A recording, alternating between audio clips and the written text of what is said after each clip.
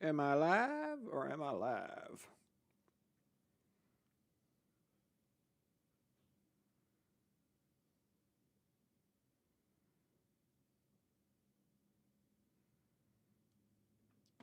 Hello, hello, YouTube land. It is me.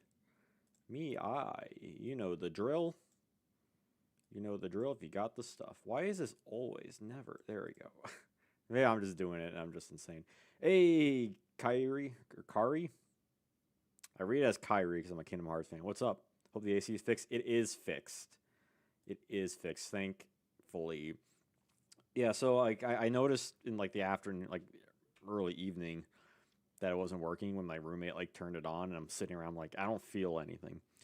So then I put up a maintenance request, and they came like fairly quick, but they were here for like a couple hours, like pretty late. And the guy's like, I'm gonna have to come back tomorrow with more people. I don't know what the why it's not working.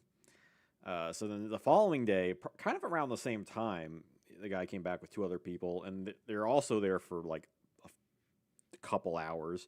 But they did get it fixed. Apparently, there was some like leak somewhere that wasn't, I guess, making the thing work. Like they were going in and out, checking like the AC unit and like the thing in my my place. But it is fixed. It is a nice temperature out right now. I had it off like most of the day, but I turned it on when I got back from outside, and it's a nice cool. Should be like 68 right now, so I'm feeling good. Sometimes I'm kind of on the cooler side, um, but generally with like the lights, it kind of warms up the place a bit, which is nice. Like I tend to run hot, typically speaking. So I like the cooler stuff, but when it's nice out, I like to just enjoy the nice temperature outside. I don't know about you all, but for me, that's where it's at. That's where it's at. God, I could not imagine not living without AC. I have a coworker who used to live in England, and I remember he was telling me that a lot of the houses there they're so old that they just flat out don't have like AC, and people will just chill outside because it's cooler. That's insane. I belong in the modern era. I ain't no Fred Flintstone. We could switch over though. Most guys tend to run warm. It's because of the testosterone particle. Yeah, my partner's also like her hands are like ice picks. That might be a little hyperbole, but like yeah, they're definitely cold. Like I'm fine because again like I can warm up, but it is a little annoying when it's like you start to run hot. You're like damn. I'm also someone who doesn't sweat that much. Weirdly enough, like kind of takes a lot for me to sweat. So like half the time I'm just dying. Like I'm not a dog. I can't just pant it off. Hey CS, what's up? Playing EX block for one TCG is pretty fun. I can't lie. I might face around 7 or 8. No, nice. Yeah, well, I want to try it. I need to get back into Pokemon. Once I finish some of my ongoing series, I want to jump back in the Janjo region channel. Uh, it's actually weird because today I was working on the Rocket format history video. And as of now, that's currently planned to be the final of the Yu-Gi-Oh! History series. And not gonna lie, I'm getting pretty emotional editing that. But maybe once that's done, I'll free some of my time up to do different projects. So that should be exciting. I do want to do more Janjo region stuff and not just cover like base fossil Pokemon, but regions beyond, you could say. Uh, I kind of want to like focus on like one thing at a time though. That's why I'm just doing base fossil. Eventually, I want to do like rocket era stuff, and then I would like to do like EX stuff as well.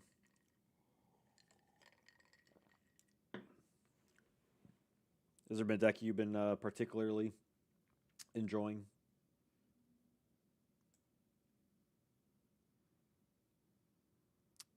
60 cards to get through. I think we can do it. That was a fun format. Rocket Pokemon. Never played it, but I saw some. Yeah, yeah, yeah.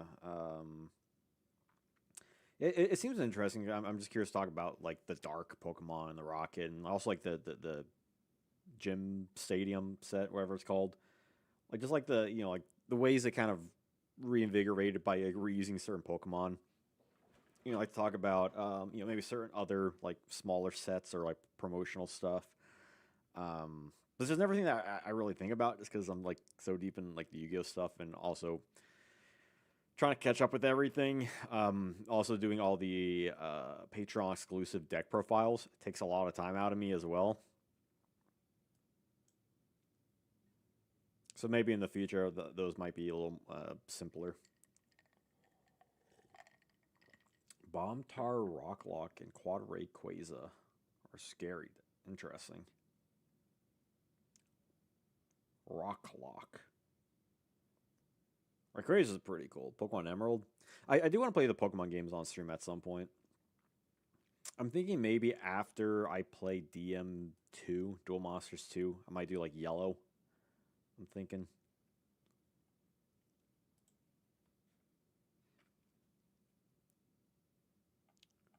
I don't know what to start with here.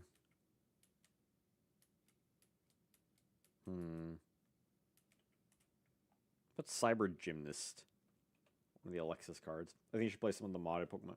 I've played a mod of Blue a few years ago. I think what was it called? It was like Perfect Blue or something. I also played Crystal Legacy. That one was pretty good.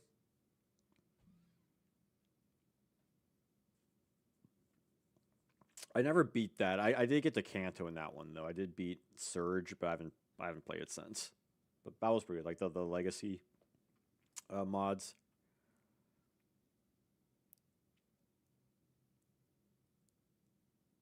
I have not played like many. Like those are the only two I played. There's some other ones that looked kind of interesting. I think Crystal Clear was one. You forgot that you play Yu-Gi-Oh.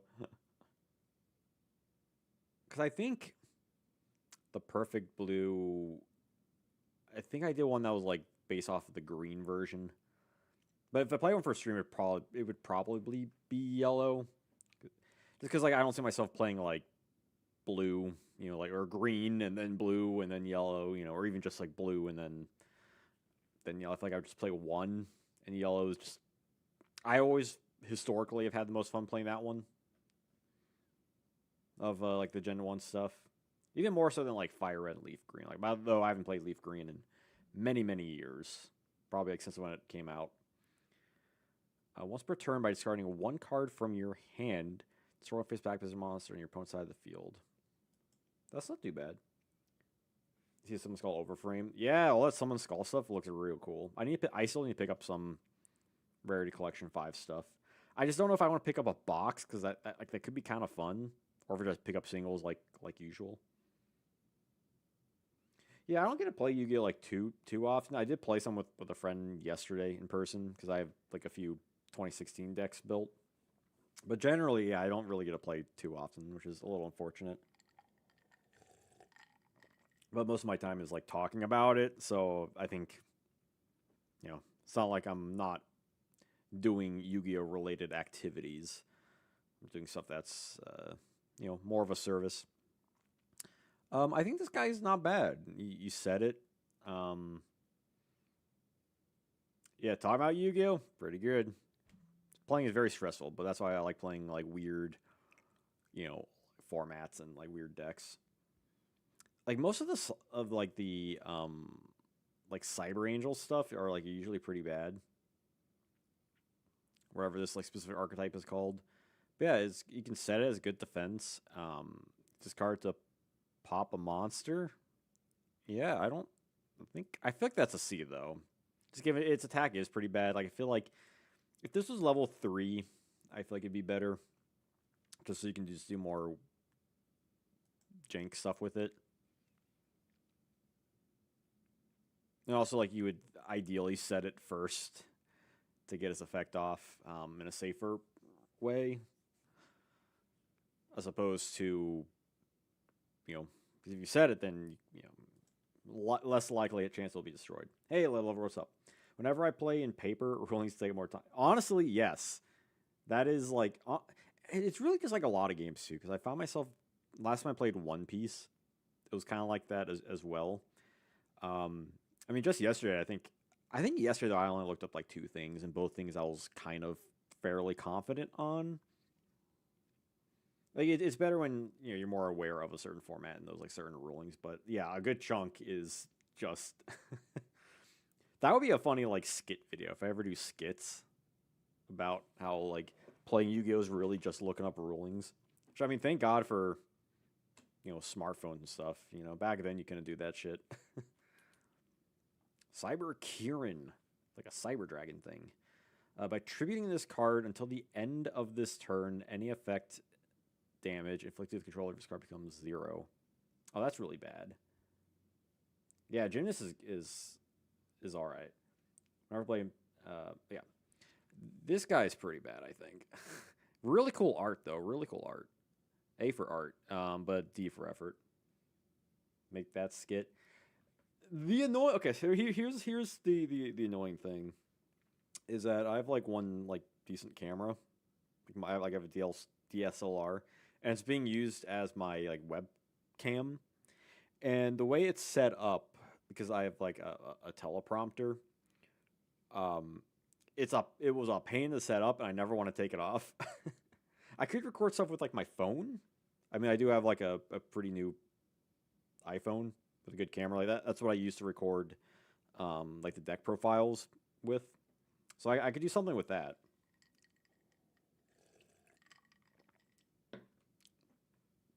I mean, I would like to. I've had ideas for scripted like filmed content, but it's just I only got so much time, you know. And a lot of my videos take a long time to make, so I have to like kind of balance that. Unless I start just taking as much time as humanly possible, but then it'd be hard to do a weekly schedule. Maybe one day if I make enough money, where I can start hiring like editors or stuff. But until that point, and I like editing too. I mean, I'm a full-time video editor. Given the back burner, I'll definitely think about that. My VO is so inconsistent. It's insane how finicky VO can get. Like I spent the last like 3-4 weeks working on this for work, working on this like Street Fighter animated video about Evo Moment 37, and that was a ton of fun. But that when work like starts to like big projects like that, and like Yu-Gi-Oh stuff kind of gets pushed to the side, and so I'm slowly kind of catching back up. Especially since I started doing deck profiles, it takes a lot of time because I got to set up everything and get everything takes so much time. Yeah, Cyber Phoenix is really good. Evo Moment 37. Yeah, let me link it. The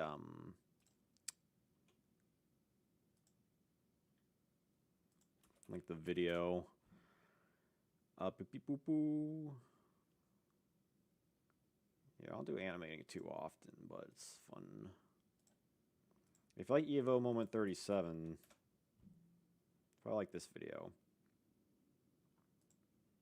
Are you aware of leaks of Tifa? I know people were speculating Tifa for Tekken, for Tekken 8, but not for Street Fighter. I haven't heard that. Is that a thing? Cyber Phoenix. While this card is in face-up attack position, it negates spell traps that targets machine monsters, one specifically, which is really good. When it's face up on the field and attacks or is attacked and destroyed by battle, you can draw a card. And it has okay stats, not great and not the worst. But Cyber Phoenix did kind of define like a meta. He's a very like key card in 2007. At least like early 2007.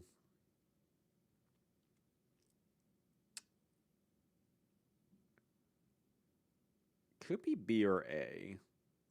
I feel like it's the kind of card that like it wasn't really around too long, but like when it was pretty good. And by the way, I already threw Macrocosmos, Dimensional Fissure, and Emergency Call and S. I don't know if there are any objections to that. I just feel like those are the three, historically speaking, best cards of the set. A is actually playable. Yeah, I'm kind of leaning towards A. I feel like if you're looking at the set, that's one of the ones you want.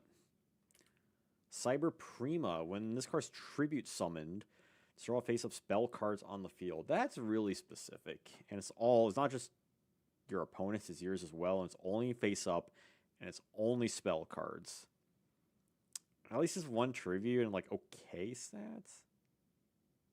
Yeah, the draw effect is so good. Like when you have Cyber Phoenix and Trooper on the field, gosh, it's so annoying because anything just gives your opponent draws, and you got like UFO Turtle involved.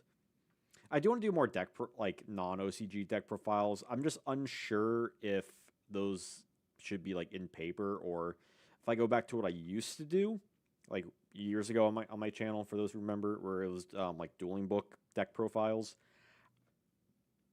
I don't know if that's something you all would be interested in seeing, or if you just like the paper stuff. I don't know, let me know. Excuse me. I'm thinking D. Like, the only reason you'd be playing this is for its effect, basically, and it's kind of bad. I mean, people liked the old school deck profiles, like, because that was when I was doing like 2 videos a week, because those were like pretty easy to get out, right? It was mainly like a discussion video and then a like a deck profile, so like easy to produce 2 videos.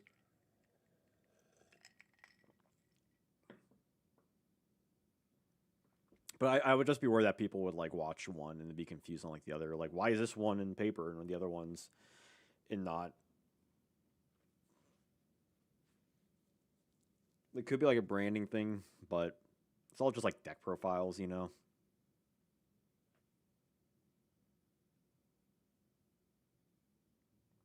And because I feel like visually the card stuff just looks way better. Because not only you're seeing like someone mess around with the cards, but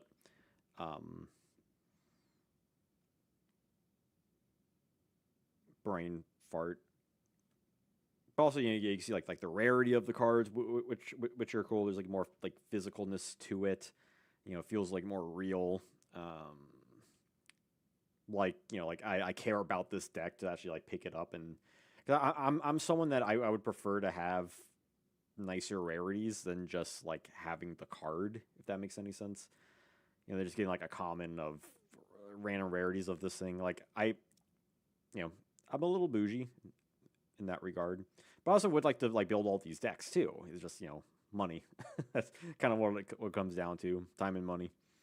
And being a smaller Yu-Gi-Oh channel, I only have so much of that, but that's okay. We do what we can.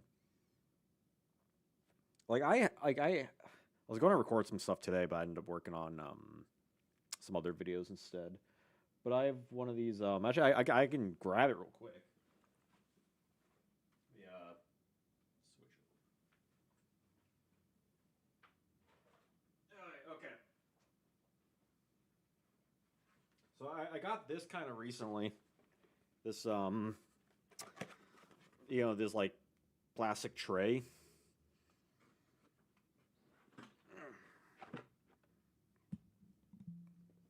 So this is like how I'm like setting stuff up. These are just some sleeves and stuff, but so I got like 2016 here. Got Monarchs, got the Cosmos and Burning Abyss, PK Fire. These are some like more pure stuff I have for like the pure BA build, and then this is for like the OCG deck profile. So next one I'm going to record is a Cannon Soldier OTK, and then this is the other decks or this is like side deck stuff and like other decks. That's how I currently have this thing. But it's really cool though. This Burning Abyss deck, it's like almost all gold rares. Like it's such a pretty. Like look at all this goldness.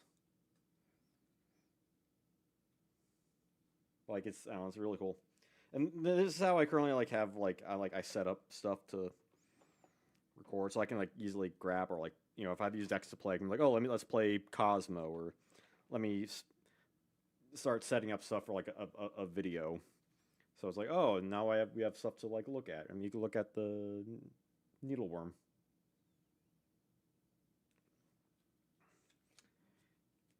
Yeah, these are 2016 decks. You know, which includes, you know, Cosmo. You know, got all the Cosmo stuff. You've got the Dark Destroyer, the secret rares, not the gold one, like the legit kind of pricey stuff.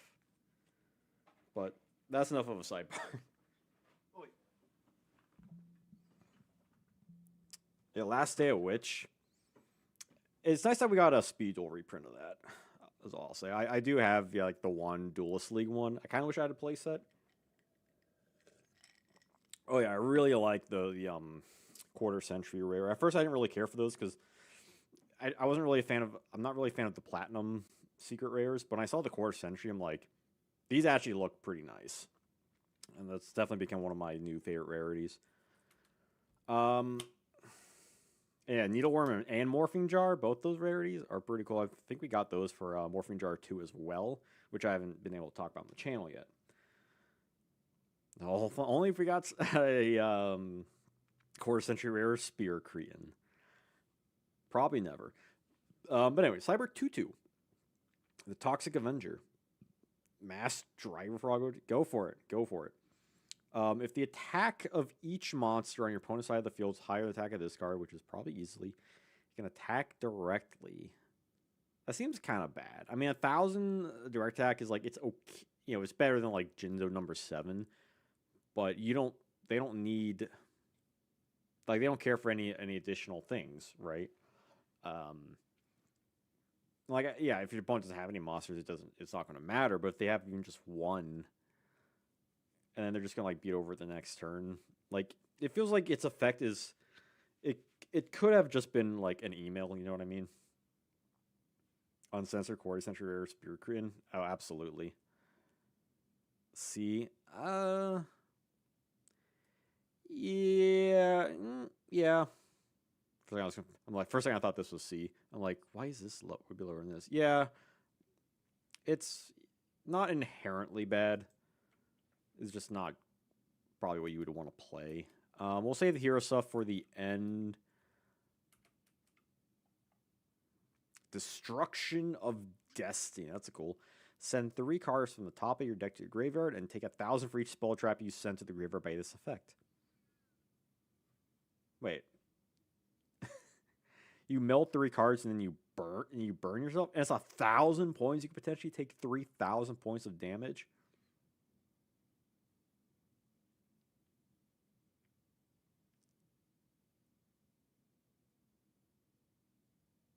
This seems. Is there something I'm missing with this card? It seems really, really bad. You know, like, theoretically, milling is like kind of neat, but then like, hey, Chips Donut, what's up? Send me email some pictures of a Yu-Gi-Oh book from back in the day from Japan. I have to take a look at that after the stream. It's a neg 6. Well, it would be a neg 4 plus potential. Yeah, no, this seems, unless I'm missing something, this feels like an F. Cool art though. Cool art. I do want to make that freaking GX video at some point. I keep telling myself, like, I feel like every stream I'm like, I want to talk about GX more. Elemental Absorber, continuous trap. Chips on which I was out of curiosity, which email did you send? I can confirm if I got that or not, actually. Probably the one I have on my channel. Yes, I got it. Ooh. Okay. Yeah, I think the closest thing I have like a video of like someone going through the valuable books. I should consider picking them up at some point. I mean, in a perfect world, we'd have scans of of everything. Oh, you sent me the European Enola cards. Oh, nice, nice. What's your Discord profile? I don't know why you wouldn't be able to message. I haven't. Maybe it's like a friend request I didn't see. That's odd. But yeah, thanks for that. That was forever ago. Goodness. And that's weird to say. It feels like I just started this channel. Or started doing Yu-Gi-Oh! Content. Channel's been around forever.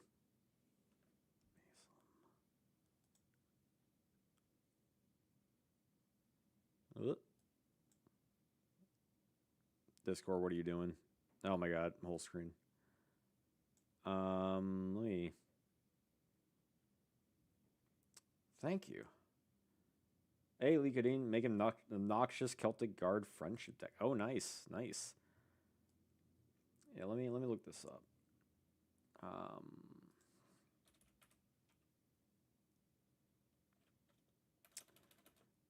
Uh,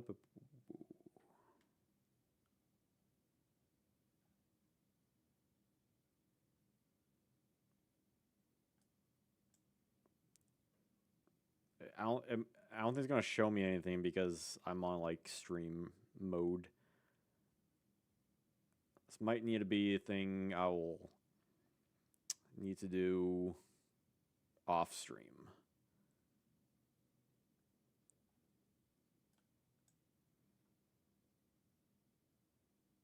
Yeah, if you send me a friend request, if that's possible, I can respond to that. Obnoxious Celtic Guard's really cool. I remember when I first saw Celtic Guard. Like I heard about it was coming to like the tin back in like '04. I was talking to a friend at the time about it. I'm like, oh, it's so cool. Like new Celtic Guardian, new Gaia. And he was like, yeah, I don't care. I don't play Yu-Gi-Oh anymore. I'm like, oh, okay. All right. I think if there's any other like Yu-Gi-Oh sets I'm trying to like finish. I don't think so. I think I kind of stopped doing sets. I think right now I'm trying to do like structure decks, and I haven't done that in like forever. Anyway, remove one monster from your hand. While this is on the field, your opponent's monsters have the same attribute as root monster effects, not declare an attack. I feel like if this was a little bit more modern, it would be something where it's like you can't use like the effects. I think it's the attribute thing is really fascinating. There's probably just better cards. I mean, obviously, like there are better cards, but it's it's a curious effect. Yeah, it's a continuous thing. So as long as like this is, but the problem is you're losing a monster for a card that your opponent can like if they, you don't get the monster back, right? So they can just if they pop this, your monster's still gone. You're just out a monster and you're out this thing. So it doesn't really like do much. Like you rather run stuff that can just deal with the cards. Like it's a cool blanket, like entire attribute based thing, but it feels like you're just like losing a card for something that may or may not be useful at all. I feel like a D. It feels like it's on the cusp of being better.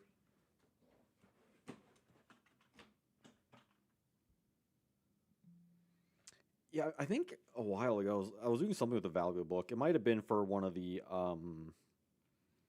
it might have been like a Yu-Gi-Oh CG thing. Where I was looking up something about like rulings or something like that. Your combo DD Survivor. Hmm. Hmm. Hmm. Hold on a second. I just need to confirm. No, it wouldn't. It will not work with DD Survivor because it's from your hand, and DD Survivor needs to be on your field. So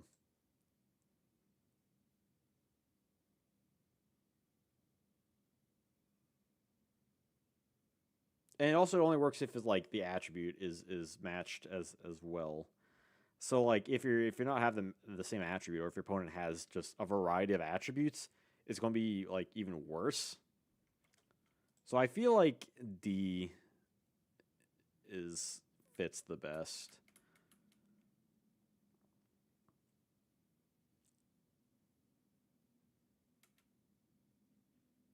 When does Spy Plane come out? Force back. Actually, I remember liking this card. Negate the normal summon or flip summon of a monster and return to the hand. So it's like a weird negation compulse, which is kind of neat. I mean, yeah, it's essentially just slow compulse, but it does like negate the summon, so like your opponent can't, like at this point in the game they can't do like priority if you just negate it, which is kind of nice. But yeah, there's just better cards kind of all around.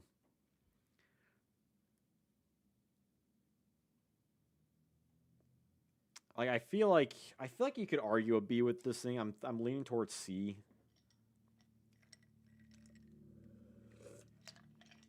It's just because like your opponent can just reuse it the next turn, so it doesn't really stop the issue, right? Like unless you're really going for a game push, but that's a very situational game state. Like a C. All right. I don't need to be convinced too much. Yeah. Um. So Macrocosmos is already an S, but let's just read it for grand conversions' sake.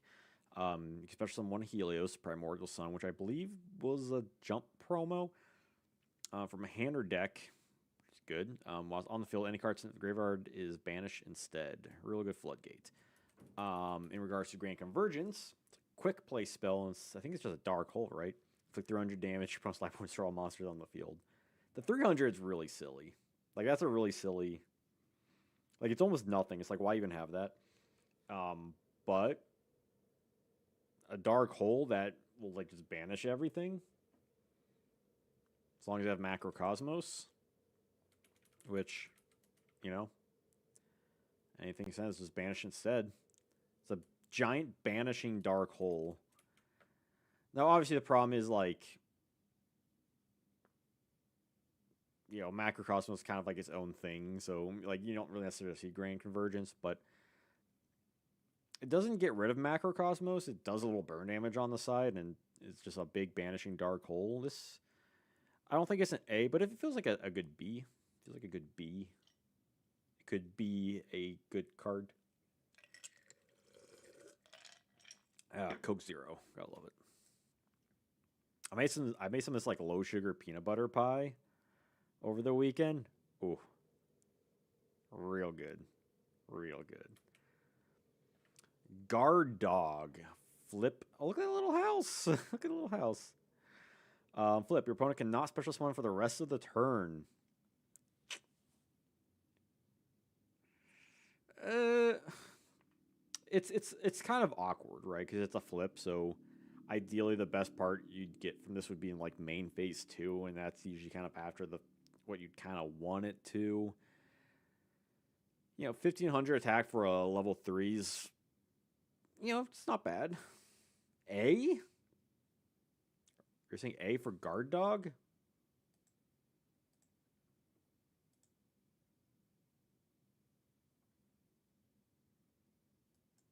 Okay, B. This seems. I'm kind of feeling D. It just seems too awkward to use.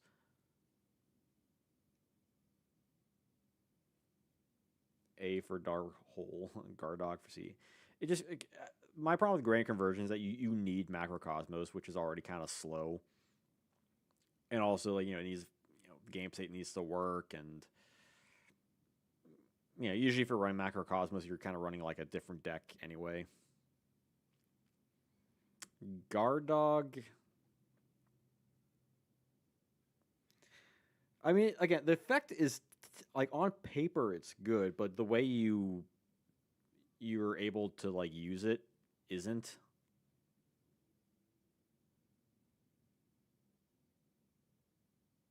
Like unless you had like like desert sunlight, but then you're essentially just what stopping them for a turn. And by like this era of Yu-Gi-Oh, you're not really special summoning a whole lot. And by the time when you do, right, come like 5Ds and so on. Like you're not running this guy.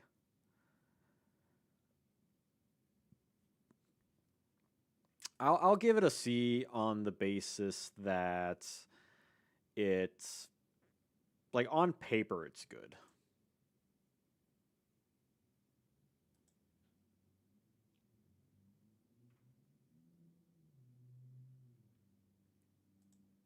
Because it just needs to be flipped, and that's like the bad part. Like I was kind of thinking of D, but it feels like you all like guard dog to an extent. Guard penalty. Select one monster on the field. Select them if they are changed to defense position. You draw a card. Oh, wasn't there a card like this from the last set? I mean, it's a pretty funny card. I mean, it doesn't net you any advantage, and it might never come up, which is bad. But it like I could see someone playing this on the playground being so smart for activating it because your opponent's a coward, right?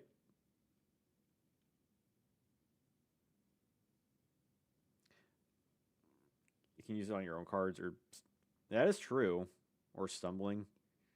But again, like you're essentially just like you need to take an extra action. Like, why not just run Upstart Goblin, right? Like the benefit of this is quick play, but that's because you would want your opponent to do that. And yeah, it is nice you can use it like immediately as well. But if you use it for your own cards, then you're switching to defense mode. If you run like a stall deck, then are you going to need cards like this anyway? Clown control support. Yeah, I'm thinking C. It feels. I see what they're going for, and it feels fun.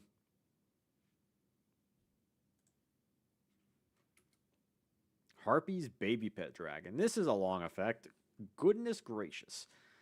Okay, this card accumulates effects according to the number of monsters on your side of the field that include Harpy in its name, other than Harpy's Pet Baby Dragon, Harpy's brother.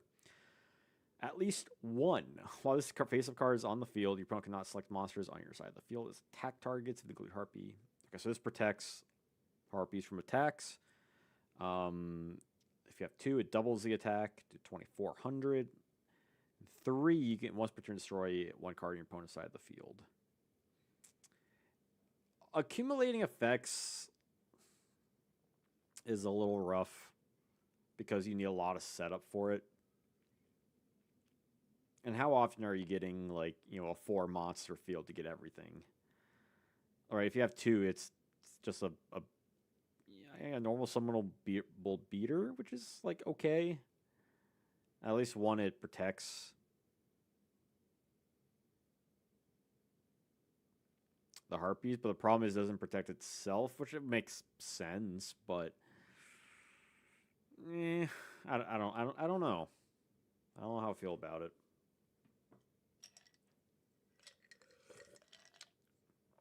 It feels like another C.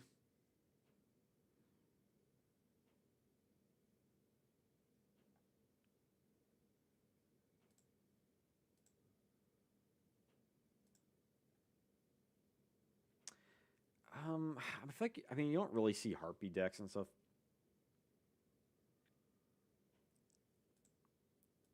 Let's see.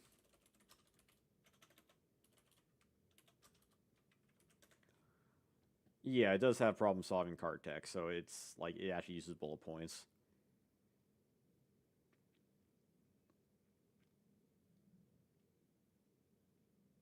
I mean, like none of the effects are bad, but it's just like the setup is kind of like the big issue with it.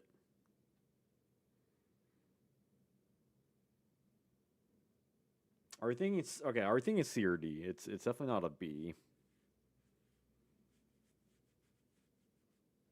Yeah, it is pretty like Winmore. D. Okay. Because they're just better Harpy cards and just cards otherwise to play. Herald of Greenlight. I know the Harpy players didn't run it. That's very valid. Send this and one other fairy from your hand to the graveyard to negate the activation of opponent's spell and destroy it. Turn either player's turn. That's kind of cool. Of course, you're using 2 cards to negate a spell. I guess it's a surprise thing, but why not just run like Magic Jammer? Like, do people run this in like Herald decks? Because it seems kind of specific and bad. Like, I don't play Heralds. I mean, hand traps can be, doesn't inherently mean that they're good. Because also you're pitching 2 cards to negate 1 card, and it's a spell card when there's plenty of other negation cards, anywhere from Solemn Judgment, Magic Jammer, Magic Drain, immune to MST. But then it's like you can say that for any single trap in the game.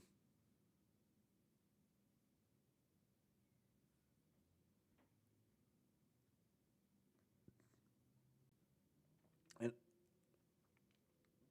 works after getting heavied. I mean, I guess. By that point, you're already going like, do you want to use 2 cards to stop 1 spell if you're already like that behind an advantage?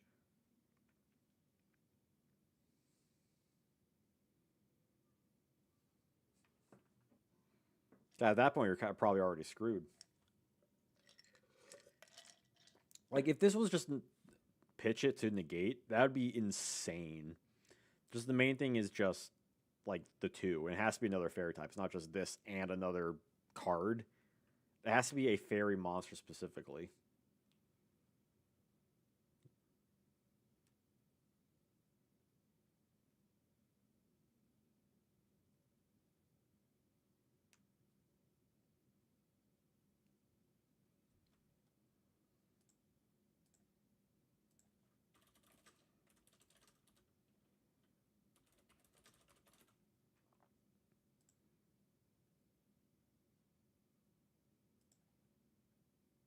Like, I don't know how like heralds were played from early inceptions. I'm kind of feeling. I'm leaning more towards the. It just feels like it's asking a lot for something that there's just better stuff that does what it does. Like, even if it does have like the factor of being a hand trap, it like if you already have a magic negation and your opponent does something like MST or Heavy Storm, either you can you lose it regardless, or you can have that card be a card that just stops Heavy Storm. Really feel B.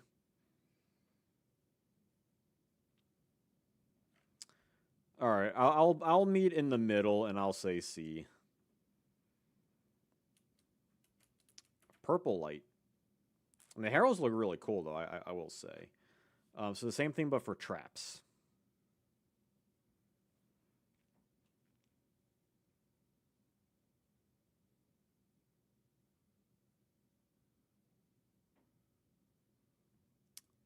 Yeah, I mean, I feel like they still have the same issues where like just needing to send 2 cards to negate like a basic card effect.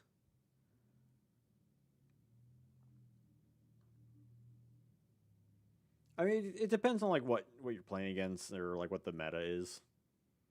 Like, like let's say for example, early Yu-Gi-Oh was like all about spells, right? Traps are kind of, you might see decks that run more traps, but generally spells was like the big thing. But like, yeah, stopping traps is to like enable your own plays is nice. I mean, that's a long range for Heralds, and this is 2007, so like Heralds got more support like since. Because they got like what, like the whole structure deck, right? Or that just agents?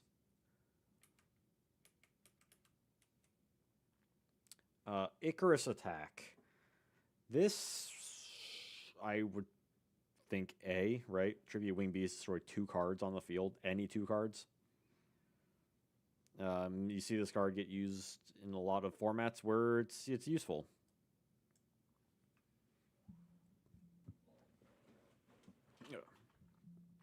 Keep adjusting myself. Layard the Liberator. Layered. While face up on the field, add 2 remove from play fairy type monsters from to your hand each time a counter trap is activated. It's not bad, but it's specific. Yeah, for the time people weren't playing like Wing Beast stuff. I mean, later in the year, like you could do like Wing Beast Rhinos stuff. Is he a Wing Beast or is he just a Beast Warrior? Never seen this in a counter fairy deck. I'm not serious. Cool art. Kind of reminds me of Noidora from Bleach with all the arms.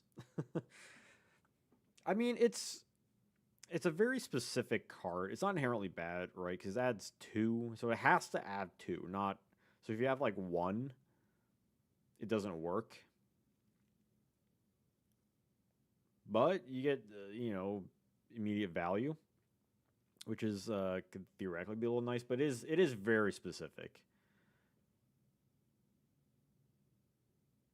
Larry the Liberator.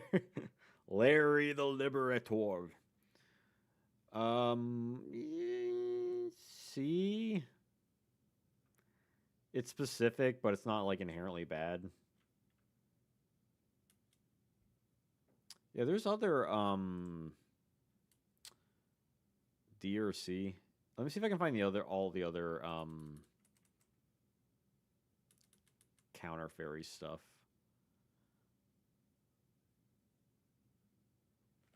Yeah, and like theoretically, we like if you're running Macrocosmos, then Bountiful Artemis.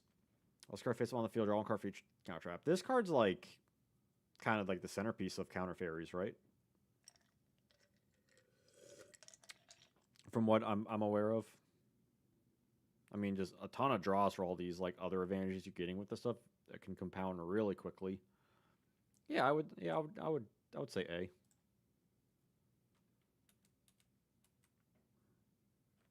We might as well talk about this. Celestial Transformation. Special summon 1 fairy type monster from your hand, half its attack, and start during the end phase. I mean, an immediate special summon is nice. I mean, half attack and destruction is bad, obviously, but I think B for Artemis. I think Artemis is like you definitely see it as like a key card in counter fairies. I think that's probably worth it being an A. This seems decent. I mean, honestly, it doesn't even need to be a quick play. So that's just kind of like an added benefit, I guess, which is nice for its other like issues. I mean, you could summon a Wing Weaver with this. Think about it. But then it's like, what do you like? Where do you pivot off of this? You just get another one. Dual puzzles. Yeah, but that doesn't really have impact for this list. Like it feels better than like I'm thinking B because it feels better than like some of like the C tier stuff where it's just like, hey, these are cards that technically have a good effect, or at least this one I can actually see people doing because it's at minimum it's a free special summon, right, which is good. And then you can tribute, you can do whatever you want with it. I'm gonna say B. I like special summons. Okay, I think we're back on schedule. Trying to find all these counter fairies and stuff. Not Majestic Mech. Or is that all the counter fairies, or am I just thinking of Majestic Mech stuff? There's a Miraculous Descent. Really cool artwork. Select one of your banished fairy monsters. Special summons it. Seems good. And then it's removed from base destroyed. Okay, so it's just a call haunted for a banished fairy. This seems pretty good. If you're banishing fairies, you just get one back. And then it destroys it, so it's not like it rebanishes it, which is good. Yeah, this feels like a. It is specific to fairies. I mean, you could argue that Krisak is that, but like, just considering this is essentially just Call the Haunt, but for like banishment stuff. Because I don't think we've gotten DDR yet. Question mark. I'm thinking B. I'm thinking B. Like for the deck, free for banishing fairies and stuff, it's pretty good. Just get it back for free, basically, and then it goes back to the graveyard afterwards instead of getting rebanished.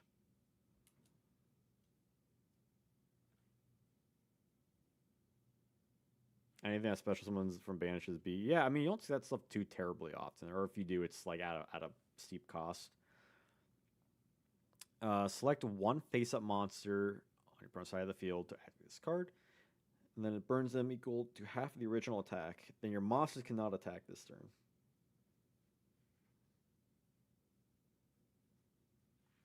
Uh, like a half burn in trading place of attacking feels pretty bad. I mean, I guess technically it's you could burn for game, but that's very fringe scenarios. I'm thinking D, maybe even F.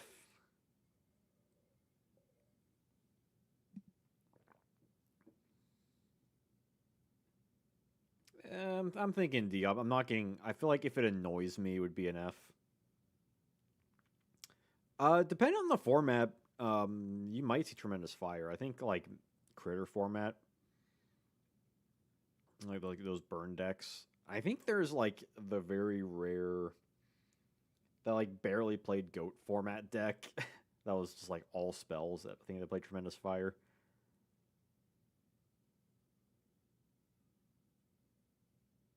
Yeah, half the attack for burn. It sounds like we're making the argument for F. Yeah, at like 3K, it's only 1,500. I mean, in theory, it's this card is for big monsters, right? That because like ideally you would not be being able to like attack over something in theory, and you are close to burn for game. Like that's the idea of this card, right?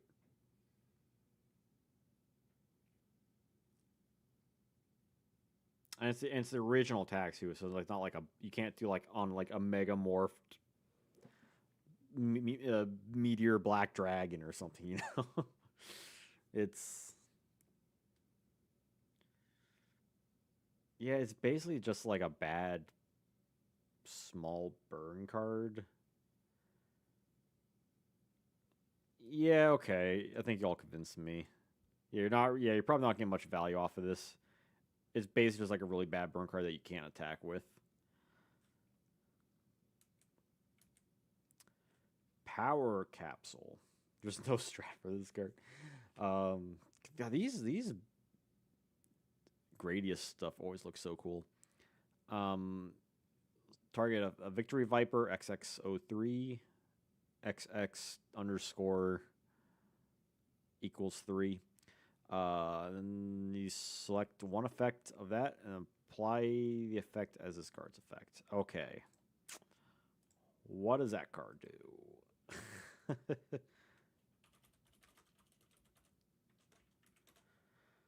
Let's see. Victory Viper. Apply this card's effect. Apply as this. This card gains 400 attack. But how does that work with this card?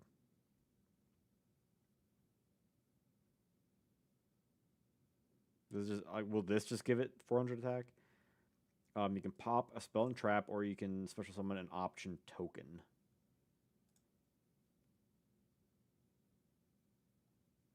So essentially, you get like a free, increase for that effect. Because like normally with Victory Viper, it has to destroy a monster by battle, and it has like pretty bad stats. So like like the 400 is kind of nice, but that's still 1600 attack. Then it's like it's an MST, but only for face up stuff, or it creates like a bad token. So this feels like this doesn't fix the issues at hand. It speeds up the card, which is nice, but doesn't fix anything, basically. It's someone's token for so does Scapegoat. Scapegoat's infinitely better. Yeah, this feels like it is a step up, but like a half step, which isn't great. How does that? It feels like a D. I like what they're going for, but it doesn't address the issue, which I think is not good.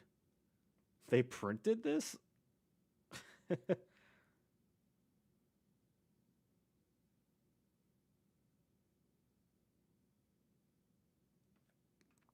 Oh, I just got a message and I need to show off something. Y'all want to see something? Hold on a second.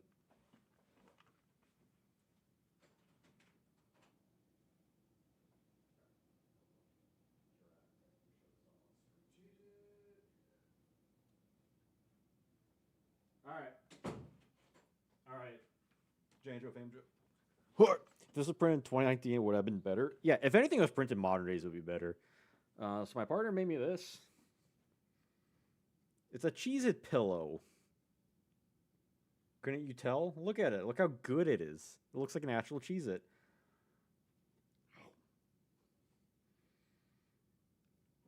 Like Cheez-It is like probably one of my favorite snacks. I never buy it because it's unhealthy.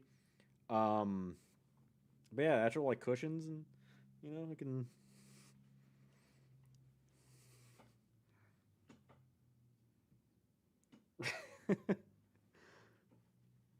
Well, because originally I saw it on these on like Etsy. Someone's making them, but they're kind of like just like orange pillows. But my partner found these like actual like this fabric that looked like they found like the fabric that kind of looked more like cheese. Like this is like you could buy this in stores. It's so good. I'm so impressed. Meanwhile, me, I can't make anything. I edit videos. Okay. Yeah. Royal Knight. This guy looks cool. When this card destroys a monster by battle, it's in the graveyard. Increase your life points by defense of that destroyed monster. Ugh. Daigo Umehara.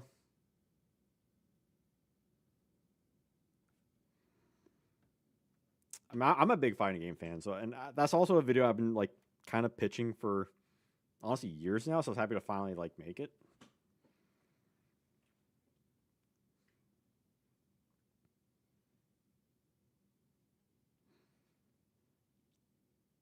I mean, yeah, video editing is an art form, but like it's not like I can make, you know,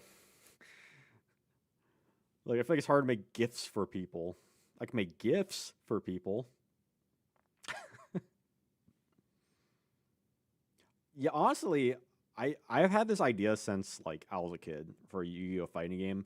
Like back when like Melee, was out. I was like, oh, it'd be cool if they added like Blue Eyes Toon Dragon and Dark Magician and stuff like that. Yeah, Yugi and Dragon Ball Fighters. That was an insane mod. And they did like obviously like stuff like Jump Force. Yeah, that's incredible. The guy did Yugi and Dio. Should do like his Hisoka or something like that next. This card seems pretty bad. It does not have good stats. And it only increases life points by defense. I mean, theoretically, right? The things that are destroying, if it's lower attack, it might have higher defense anyway. But then, like, why are they in attack mode? This seems. I kind of want to put this in F, but it doesn't seem like. It doesn't seem counterintuitive. I don't know.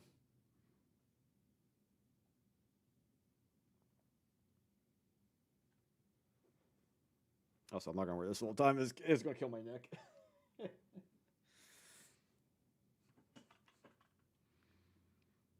Yeah, this seems really bad. I mean, level 3 is usually kind of nice. 1300, like, it could be worse, but it's still not good, right? Even if it had like 1400 attack.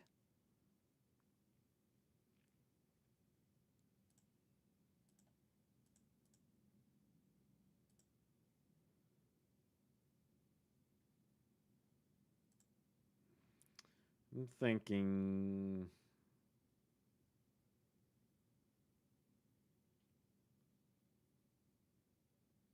Yeah, a lot of these cards kind of like a lot of these fairies have very similar designs. And it's like, are you ever getting this effect off? And if you are, like, it's either not going to be worth it or like, why? Yeah, I'm thinking F. I can't see like the benefit of this thing. Searchlight Man. This is a cool looking card. S tier art. Flip. Your opponent cannot set or flip face down any cards for the rest of the turn. See, that seems better than Guard Dog because at least typically when your opponent starts setting stuff, it's like main phase 2, right? Maybe, before the end of the turn. And this just stops them from like setting stuff. Potentially even using stuff like Book of Moon. That said, it is like very specific.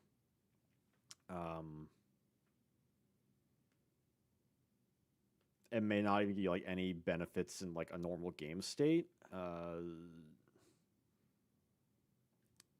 Yeah, like the ability to stop setting stuff feels better than like the not inherently better than like stopping special summoning because that is better, but just the way because they're flip monsters. But still, like, they're still very specific. So I kind of feel like see. I think in an ideal world, right? Like it could have been like a B if it had maybe something else with it. More like I've never heard of, man. Yeah, this guy he fights Mega Man, doesn't he? I mean, again, really cool art. I like the art of it, but it just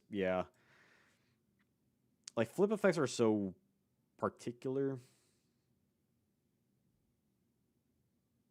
Yeah, they seem like good draft stuff, but we're not judging based off of draft potential. They get points for just like their inherent effects, I think this has a good inherent effect, but I wish Yu-Gi-Oh released more draft sets. You remember the like the battle pack stuff? I wish they did. I wish they brought that back. Shattered Axe. This is an import card. Fooly Cooly. God, I haven't watched that since way back when on like it was Adult Swim. Select one face-up monster on the field. Plus card on the field decrease that by 500 during each of your standby phases. When that's destroyed, destroy this card. It's a very slow weakening card, but that's pretty bad. We could just run like Tribute to the Doomed, Peacemaker. It's a little peacemakery. His axe is on his head. Yeah, I'm gonna say D. I could see like a theory in like, hey, just start slowly weakens like a big annoying monster, I guess. Eventually, you're gonna like beat over it, but it just seems really slow and really bad. Is this F? Is this also F?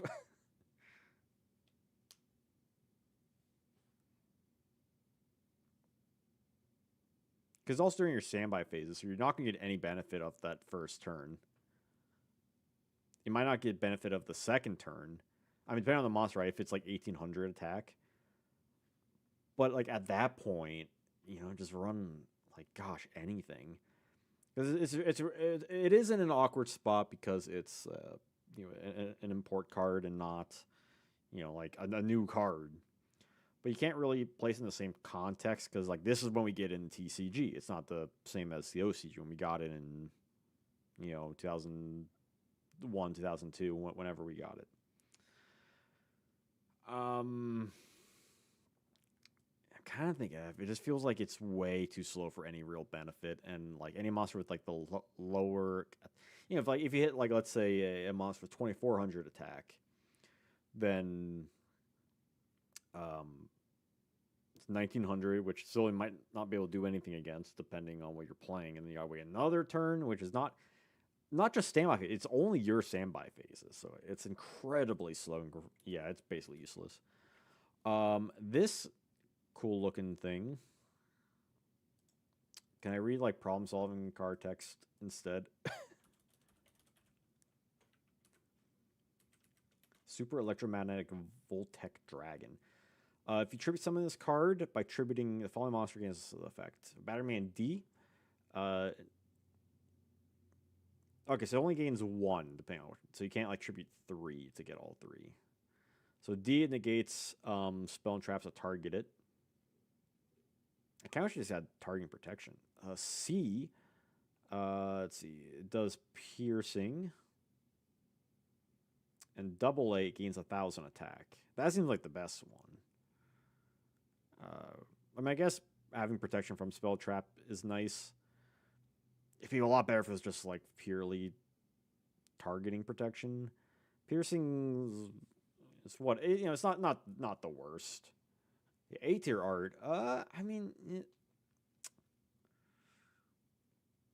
it is only 1 tribute, so like, I could have seen this card be 2 tributes.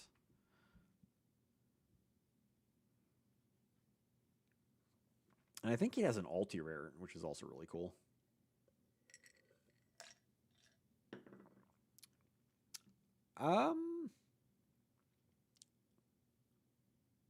Yeah, like I'm not gonna rate it by the art. Art's not a factor here. I mean, if you're playing this like in a battery man deck, I mean, usually with battery men, like, you're kind of using them for like their own stuff, not necessarily for this thing, right? I think. I don't play battery man, but like I don't know. It seems like all the effects it gets are decent, and like at worst is a 2400 beater. I could see C or B. It's not a D. Hey, Palindrones, you don't even play him here? Okay, if people aren't really playing him, alright, we'll give him a C. I do like it, though. I think like this and like Searchlight Man, and also even like Cyber Unit, like there's a couple cards in C that are like, they're very close on being good. Oh, it does have Monarch. You can use this in Monarchs. Battery Man Monarchs. When is that going to be a thing? Swift Birdman Joe. If you tribute a wind monster, you can bounces a giant tornado to the field. Have people play this in like wind stuff, or am I just going insane?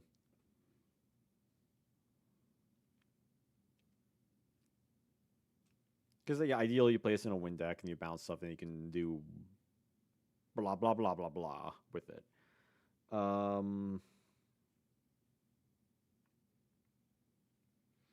It feels okay, right? Like a giant Trunade is a pretty good effect just for a tribute summon monster. But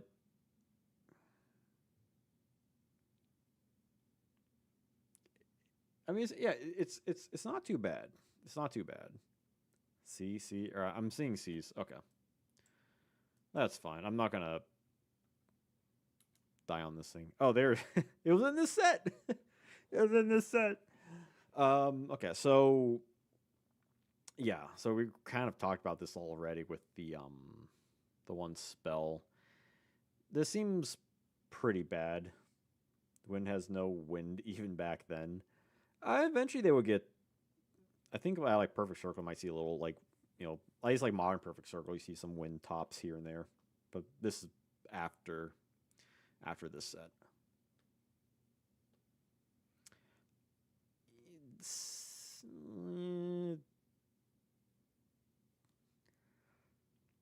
Yeah, the problem is just this thing destroy monster by battle is just really bad. Like, yeah, it's an upgraded Gradius,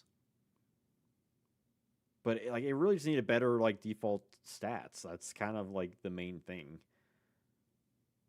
It could be really hard to beat over other monsters with this, and even that's only assuming that if you destroy a monster, they even choose the attack buff. You might want to destroy a spell or trap, and it's only face up. It's not just any card, like any back row card. or you summon an option token and it's just the same bad card. I'm gonna put this with D.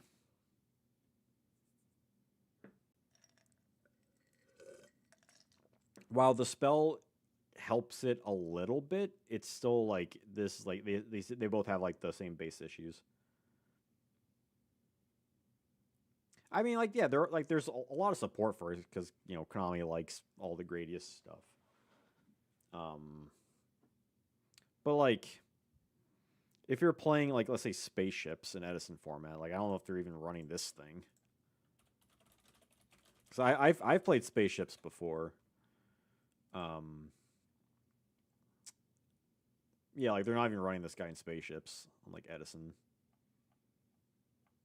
Yeah, you're gonna see like Blue Thunder's like the best one. I mean Jade Knight, Lord British, Falchion, like yeah. 1500 50 it should have been yeah, like that would have been great because then you could float into it with something or but it's just like that was the issue with the original Gradius too. Was that even if you had all these like support cards, it just you can't do anything with it. Voltanus the Adjudicator. What in the Dark Souls?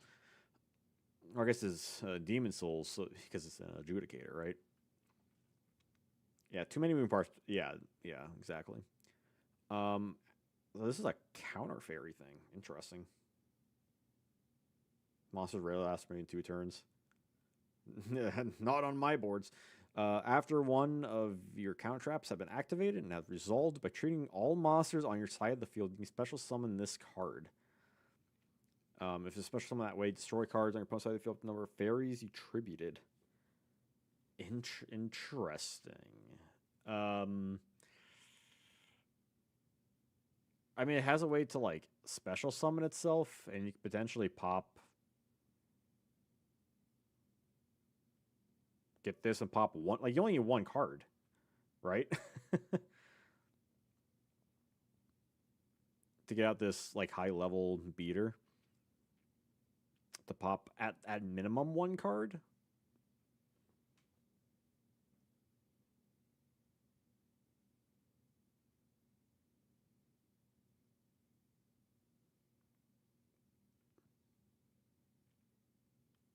Yeah, but that makes sense that you need at least 1. That makes sense.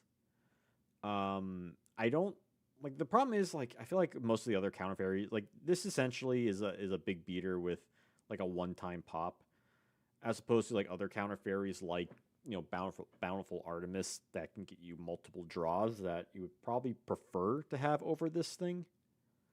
Like I'm getting kind of the like Electro Dragon thing vibes, right? Where it's not bad, but it's like you rather just play the fairies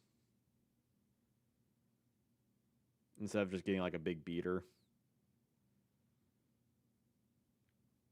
Again, I haven't played counter fairies from like back then, but I don't think they were running this card. I'm feeling C. I feel like I'm being a lot more like negative on this set when like I feel like potentially you could like bump certain stuff up, but also let's try and be reasonable here.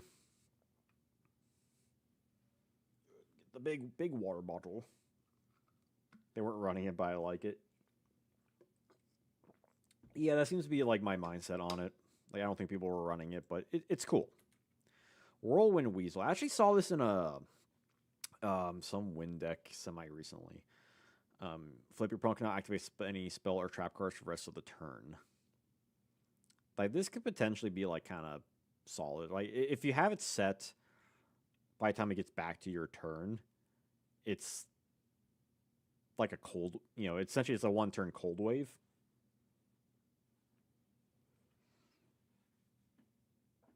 Like I think this thing's kind of underrated. Now, of course, again, similar issues to like Searchlight Man and Guard Dog, where problem with flips that you don't necessarily have full control over it, and it can be good or bad depending on when your opponent does their stuff.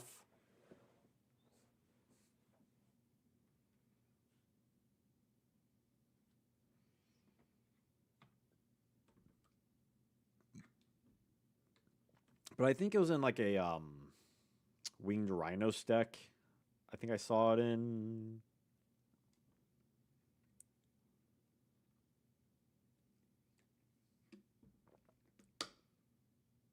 Prediction Princess. Oh, I had so many Prediction Princess cards. I never want to hear that name again. I kept trying to get that freaking Toon Kingdom from Dragons of Legend too. It was like full of Prediction Princess and like Aqua Actress. It's like all I ever pulled. Yeah,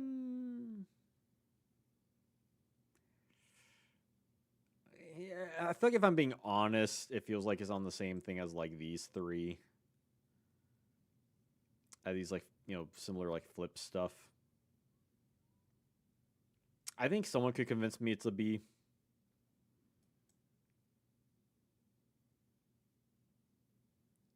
Because your opponent is more likely to like activate stuff, right? Because that affects the field and the hand as well. Whereas Searchlight Man's only setting stuff, not activation.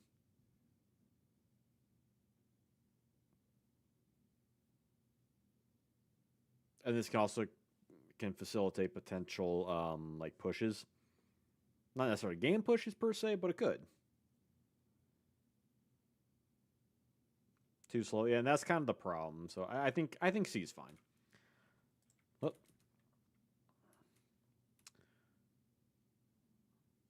All right, let's check out the Majestic Mech stuff. I think.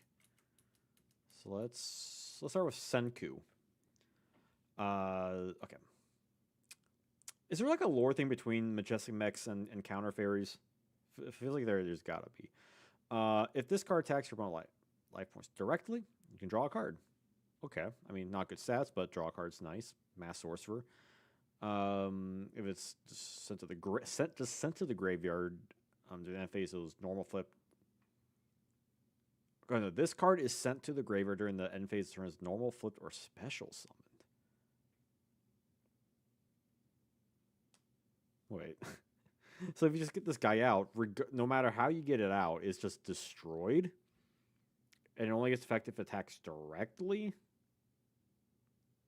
Just to draw a card. I mean, the art's really cool, don't get me wrong, but...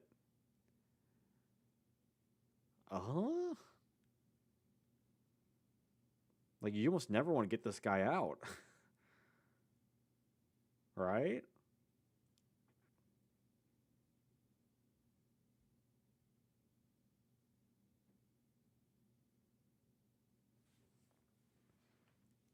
Like, I'm... Like, the first effect is, like, it's good, but the second effect just kills it. On top of that, just having just, like, not good stats. Kind of feel an F.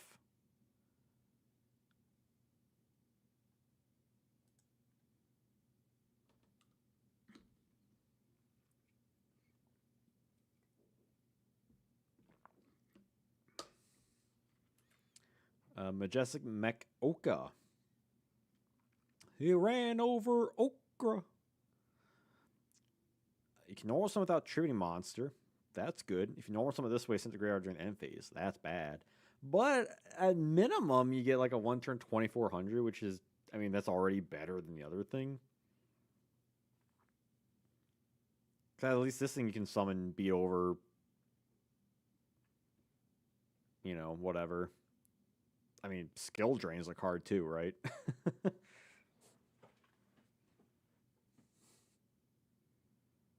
And there's no additional downside aside from like the end phase thing. Which, and it is a normal summon, so it's not like a special summon. But still, you don't have to tribute anything over it. But then, again, it's essentially just a 2400 beater. Which is that really up to snuff in 2007? Eh. I mean, Car Trooper exists now, right? Where that thing can just get beefy and have more advantages. I feel like you have to do some sort of skill drain thing with this thing. At that point, it's not too bad.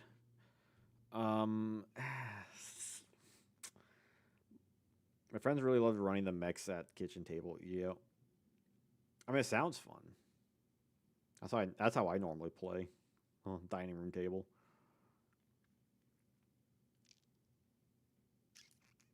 C or D?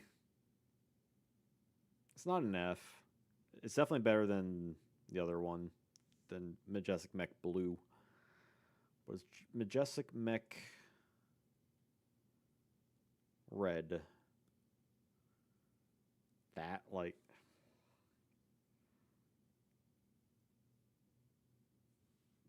because essentially, right, with this effect is basically a goblin attack force, right? Like just based off of its paper effect.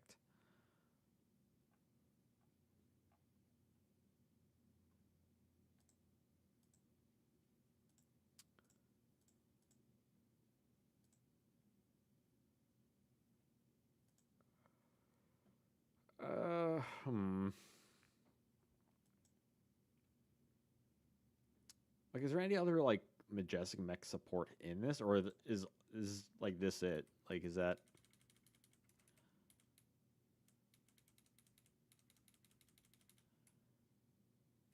like I don't know? Is Goryu just scanning real quick? Okay.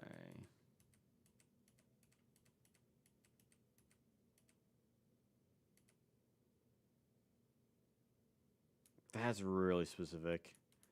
Okay, so yeah, so there's just um if there's no support aside from it being, fairy and aside from like typing and attribute based stuff.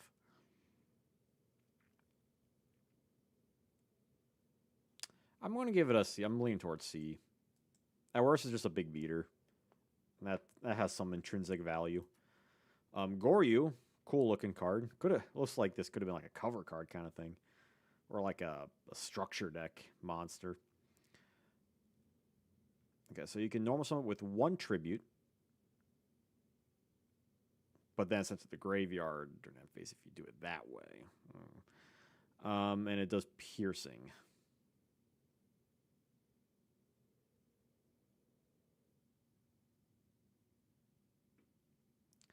I mean, it has good attack. So like piercing, is just like it's fluff, but it's nice. I don't think it's F, but I think it's D.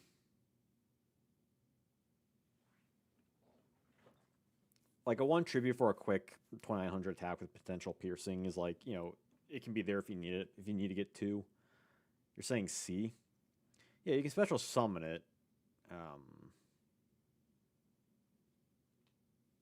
But that's, it's you can say that for like any big monster. A high D. I'm seeing C and high D.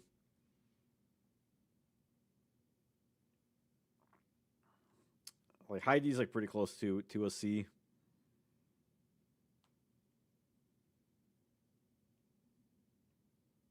It's kind of big for no reason. A little bit.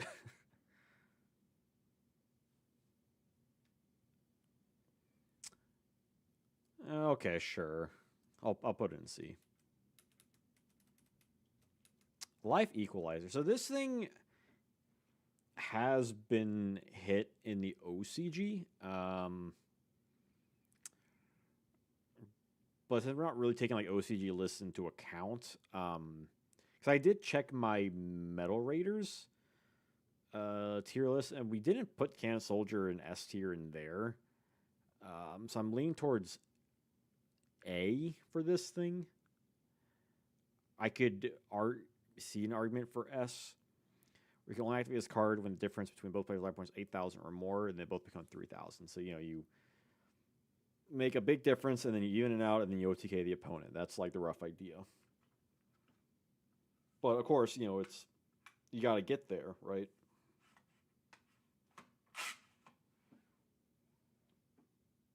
Whatever. um, And that's the tough part. Oh dear. It's definitely SRA. Also, I can definitely feel the cold air because I think I have the AC like on, not auto, how I usually have it. I don't know which one's better, on or auto, right? Because like auto, it will turn on like every now and again. Might need to bump it up, but on it just stays consistent. AC, tell you. Um, hmm. I like I'm thinking A only because we had Cannon Soldier in A, and I want to at least be consistent in that. Yeah, like during nights I'll have it on usually, and then like maybe during the day if it's like fine weather, I'll just have it off until I start getting comfortable. Maybe like afternoon. If I come back from the gym, because I usually go to the gym in the like mid afternoon. Surprised the art wasn't censored. Guy pointed a sword. I mean, he's like he's the one being affected by the spell. He's like, oh, my life is being equalized. How unfortunate. Yeah, I kind of like auto just because it's like it doesn't always feel like the one temperature. And if it's real nice, I'll just have like the door open, switch the door with the. I'm gonna ding ding ding ding ding clean you up. All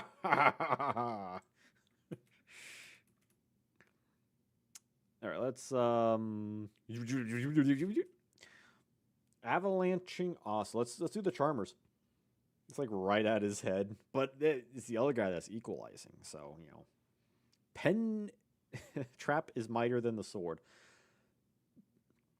Do I don't think do people play these in like? 'Cause I feel like the modern charmers is like a weird hodgepodge of stuff. Let's see. Once per turn, should be an earth monster. Special summon an earth from your hand. The one special summon is destroyed if Asa is removed from the side of the field. Okay, so this thing. Okay, so essentially it swaps out for an earth monster for another earth monster.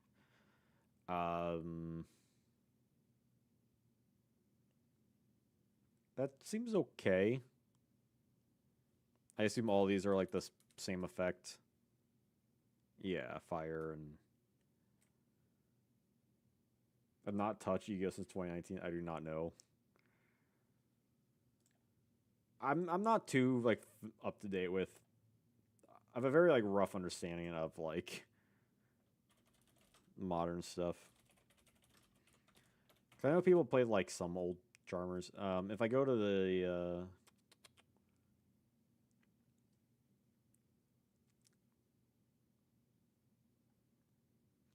can I find myself like a meta deck?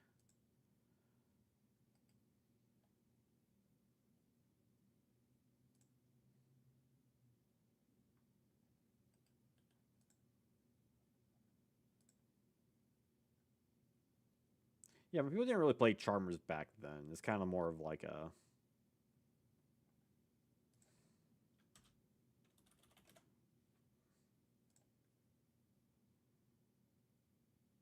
cannot specify by like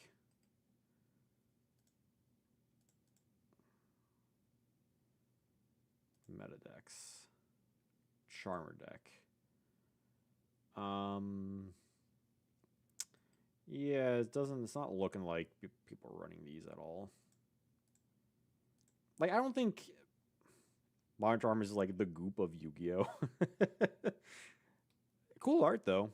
Like, I don't. Have we gotten the one where it's like all of them, like in like one card? I don't know if that came in the deck or not. I mean, it's an interesting effect, right? Like the problem is like their attack stats are bad. There's another case where you kind of prefer to set, or even that their defense is bad, so might not even survive that. And you're getting rid of monsters to get another one, which it feels like for me they kind of feel like they would be. I'm just gonna throw them all together, like C tier stuff, right? They're not.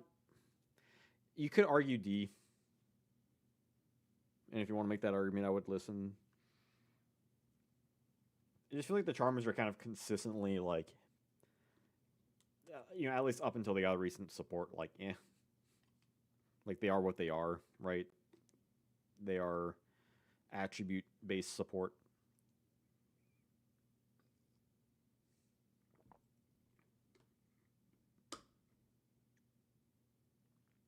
Agree, disagree.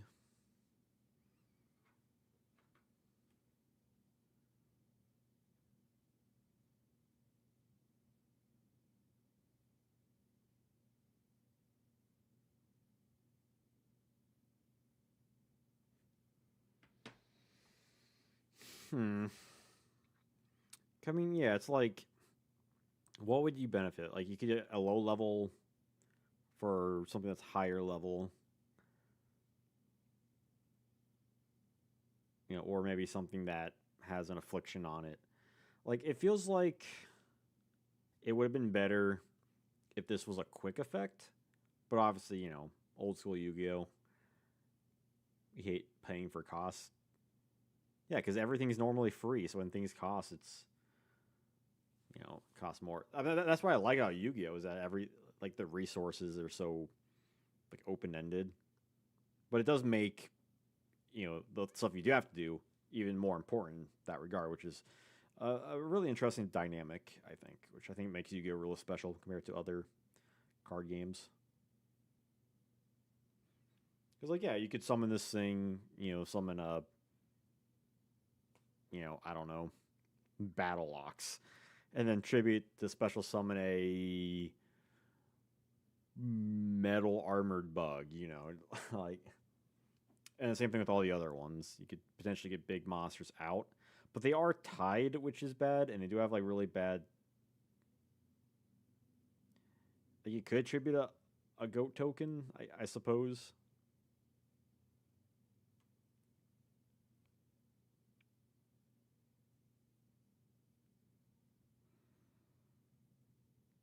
But they are tied to it, and they do have like really bad stats. Like maybe they're D. Like maybe there's an argument for like earth and water being better.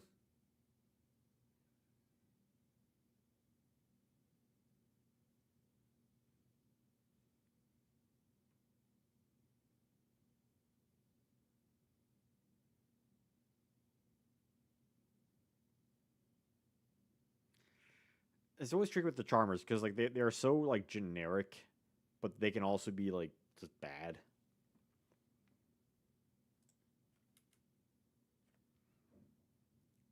But I'm gonna say D for now. I just feel like they are like the worst form of like the Charmers currently. What fire target? Two-headed fire dragon. And with fire, can you get was it volcanic doomfire or something?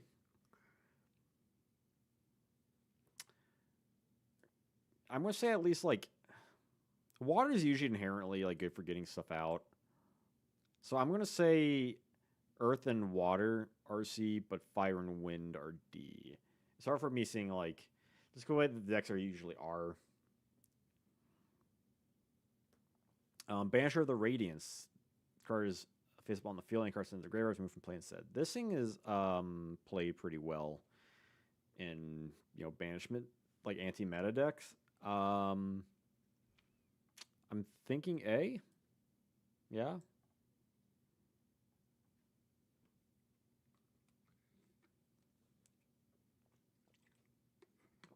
I'm sure if History of YJ was here, he'd be like, well, you can actually use this and this, and be like, oh, I did not know that.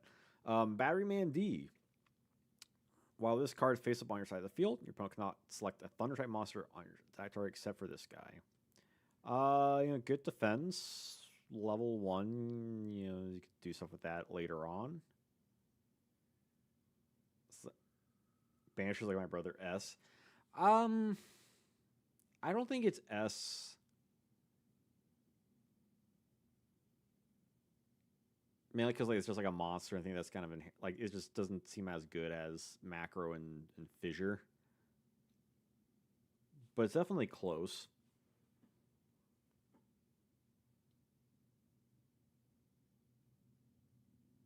Battery Man D. Do people play this in Battery Man?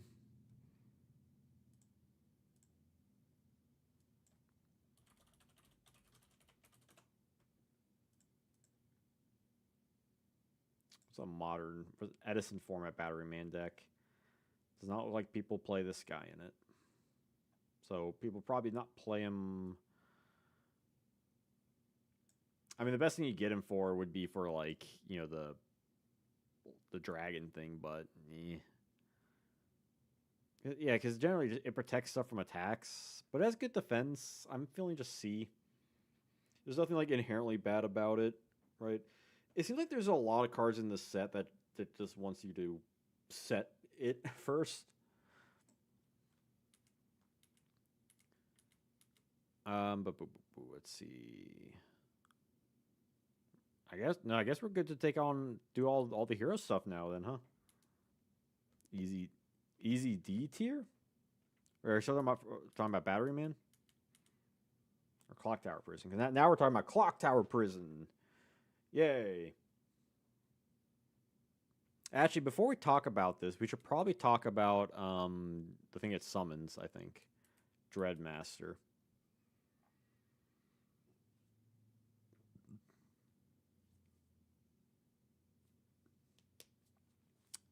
I can't read that. Why doesn't he have any good scans online? I says. Has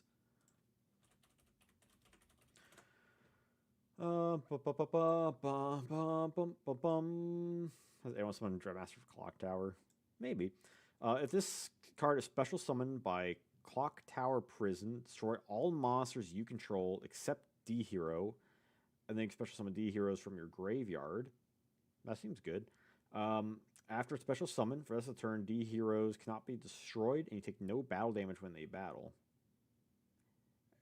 It's technically good, but it feels like it would be until your next standby phase would be even better. Attack and defense are equal to the combined attack, original attack of all other D hero. Okay, so this thing just can get really big. You can tribute summon it, which is nice. You don't need Clock Tower Prison. That said, yeah, like, are you really running this thing? I mean, maybe. Like, like this is before Plasma is out.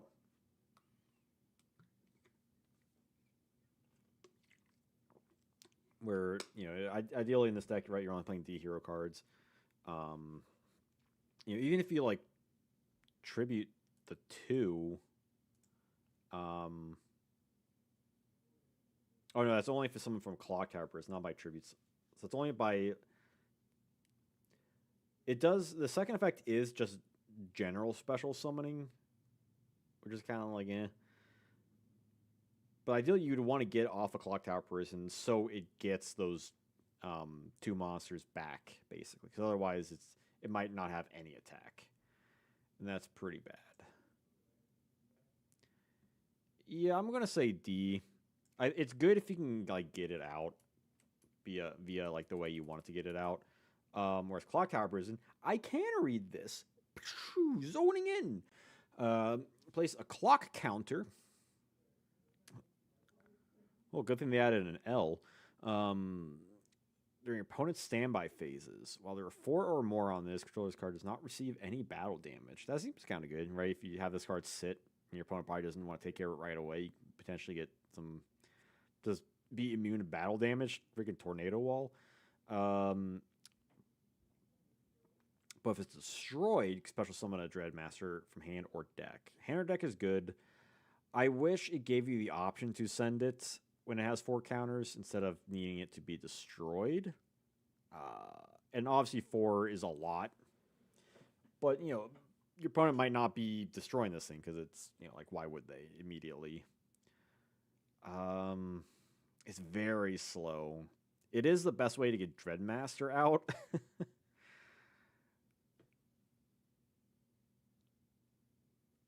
It does protect you from battle damage. Like it's good once it has the 4 counters, but getting to that point is kind of rough.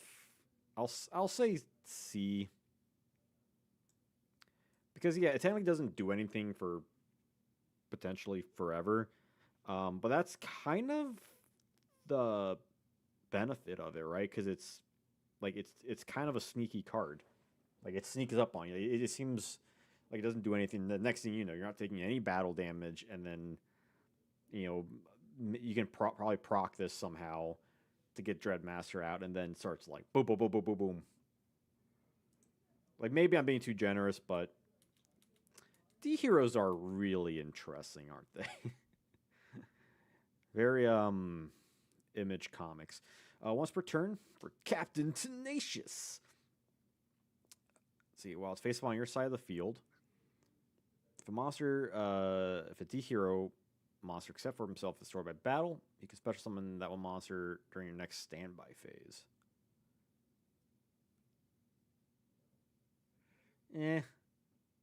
I think this is like usually considered like the one of the weakest ones, because your opponent can just attack this first.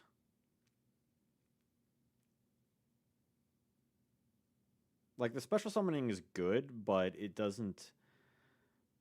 It needs something for itself, and that's kind of the big issue.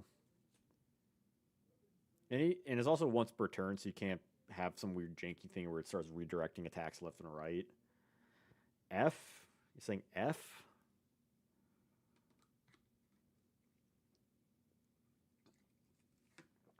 It ain't living. Yeah, this thing's just like a big lightning rod.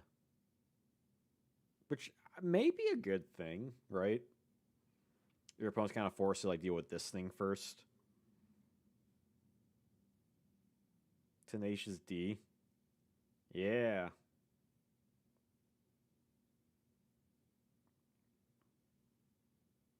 Tanakh? Captain Tenacious D. I'm thinking it's a D. Captain Tenacious D. I don't think it's an F.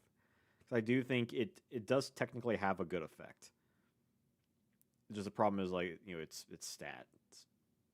But if it redirects an attack, and you let your monster survive another turn, I might have to think about what they attack first.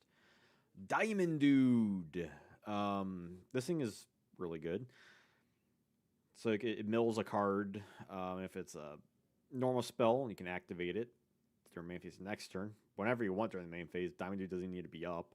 And if it's not a normal spell, it's placed at the bottom of the deck. But because of the way it activates, it bypasses costs, which is really good. So like Lightning Vortex, you won't need to discard a card. That's really good. This created the DDT deck, the Diamond Dude Turbo. While it wasn't around like forever, it was like a nice like new version of Reasoning Gate in a way. I could argue A or S. I'm a little hesitant to say S just because like the deck wasn't really around for like that long.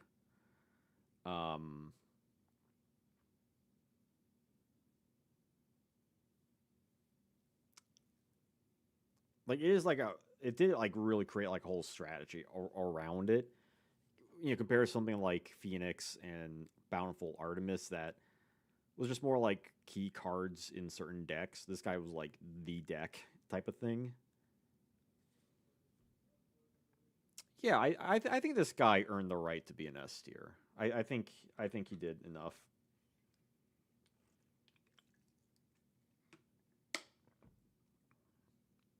I think forming a deck solely based off of your ability that was like pretty relevant is good. Yeah, super rare, and he's getting a reprint too, in like the GX set, which is really exciting. I think I might have the raw yellow super rares. I'm not sure. I don't know. I might not. Doom Lord. I think this is the other one that people don't really play. Cool look though. Once per turn, you can play one of your opponent's monsters. Or do people play this one? What am I thinking of? It's not double, dude. Am I thinking of this one? I might be thinking of this one. It banishes opponent's monster. The player who uses effect cannot declare an attack this turn. Remove monster side of field with the same battle position near second standby phase. No, I think people play this, right? In like those like D hero decks. The player who uses effect cannot declare. That's worded weird.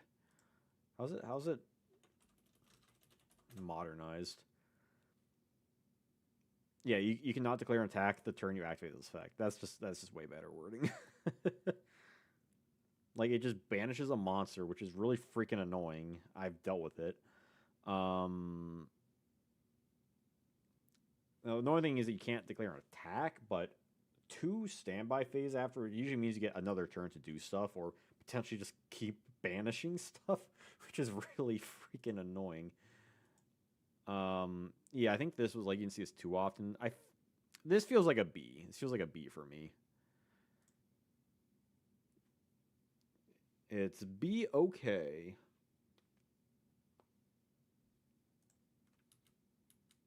Destiny Signal. When a monster is destroyed by battle, you can special summon a D hero from hand or deck. This seems pretty good. I don't think it's A because it's kind of slow, but it's slow and a little specific in its activation requirements. But it gets something out of the deck for base. It just replaces something. D Shield. Can only activate this card when an attack position monster. When a D hero is selected as an attack target, changes it to defense position, equips it with this, and cannot be destroyed by battle. That's not. It's not bad. Just makes it immediately switches its position and turns into a Spirit Reaper, right? Like a Marshmallow kind of thing, which sounds really annoying to deal with.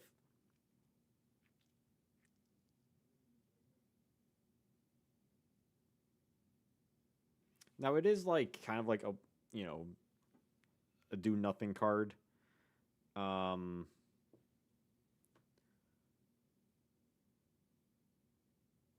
considering like the whole thing with D heroes that they are weak, but they have like really intricate effects, this feels like a good thing for them to have, right? Because you can have your Doom Lord do stuff, your Diamond Dude do stuff, and it also kind of stalls out the game state to maybe get Clock Tower Prison out. I don't see anything like inherently wrong with this aside from it just protects one thing, but it in theory protects it in perpetuity.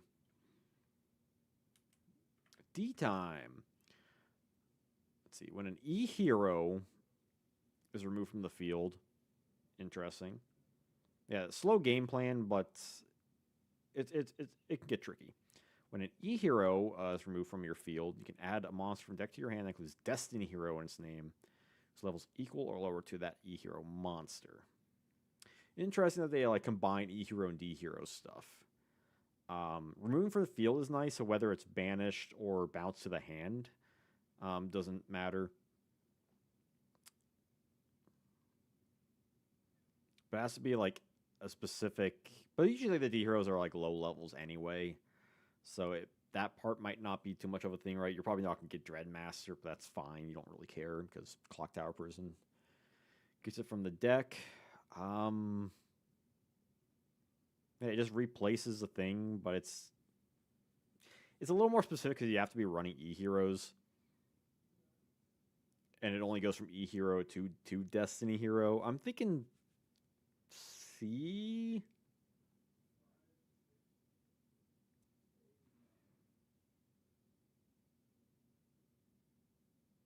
Yeah, like I'm obviously Stratos is better.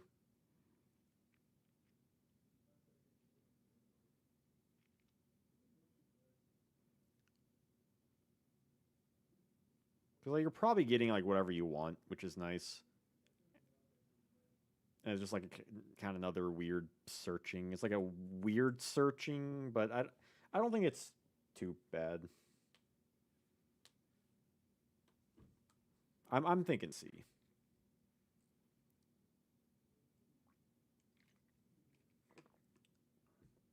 Ocean, Stratos, and this car seems too much. Setup. The other car special summons from the deck.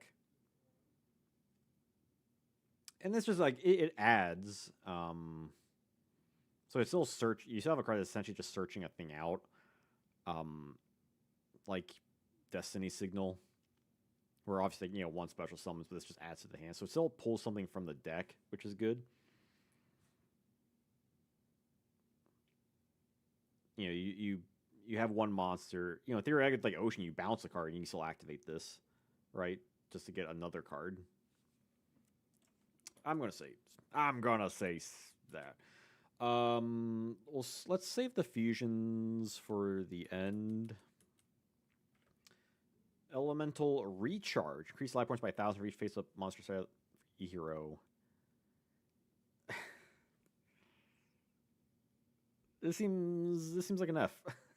It's just potentially get some good life point gain, but it seems really bad.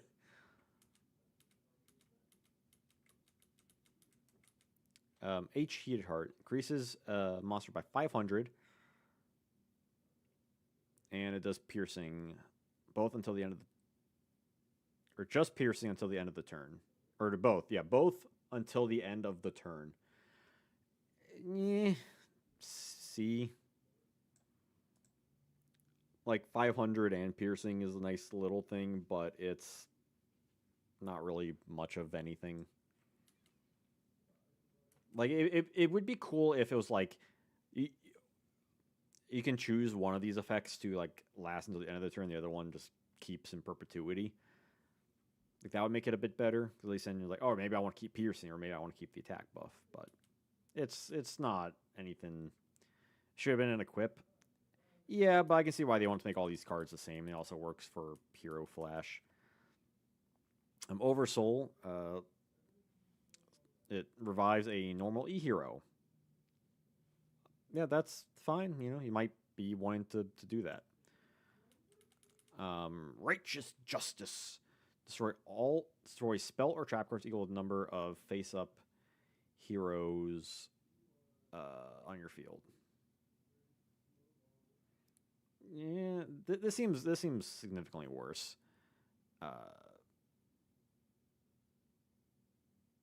You're saying high B for our Righteous Justice? Because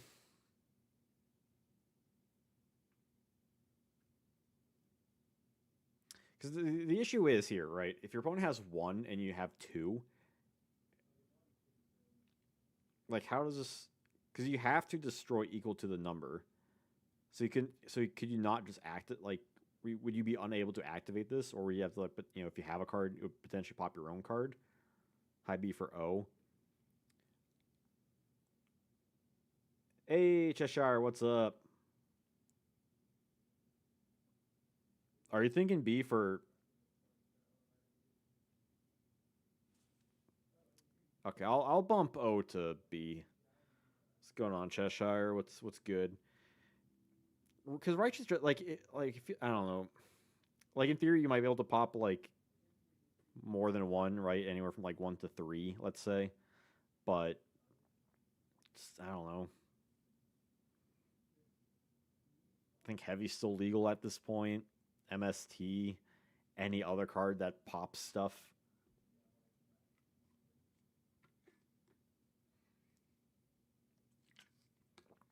Like this feels more like a D to me.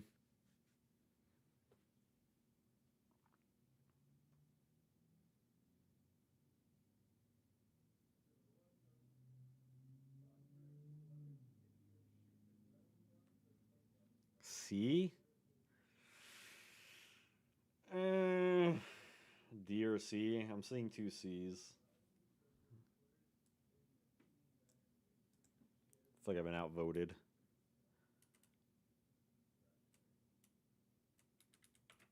Hero Flash. Heroes can be good, but you also need them for like fusion summoning. Right, so a chunk of the time they'll just be in your hand.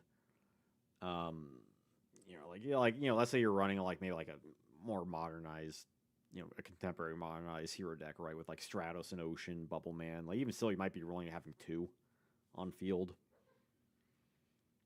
All right, so remove and play all 4 of the H, E, R, and O. Special summon a normal from an E hero normal monster from your deck. This turn, normal monsters on your side of the field that include a hero in their names can attack directly.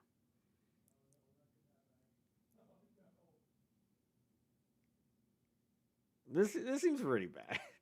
You need 4 cards to have had like a use to use. Then you're banishing all 4 of them to get 1 normal monster. And assuming you don't have more, you're getting a direct attack with the strongest is 1600.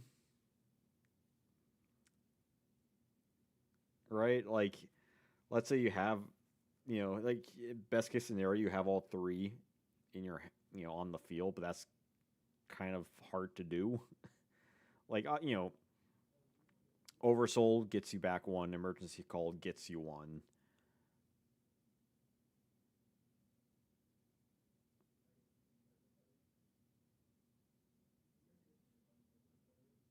But just the setup is so hard. Because, like, none of the stuff is really searchable, like, at all. And, okay, sure, Neos. Like, it's a fun concept for a card. But it's way too cumbersome to play. It's a really, I mean, yeah, it definitely is a pretty card. But just for, like, a direct attack, like, it needs a, it should have just wiped your opponent's field. That's what it should have done. I'm kind of feeling F. I don't know. This feels like the de facto bad card of the set.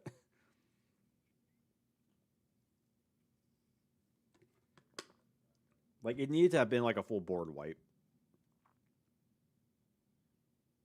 Like, give you some more like advantage for like taking the effort and getting this thing out. Like, sure, it gets out Neos and attacks directly, but that's asking a lot to commit to, like, that strategy.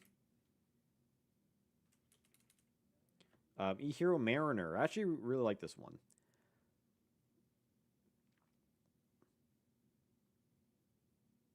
It should let you win the game. It should shuffle the it should have added like all 4 back to your hand. Like, there's so many things it could have done. Like, added all 4 letters back to your hand so you can reuse all of them and gets a hero or like multiple heroes.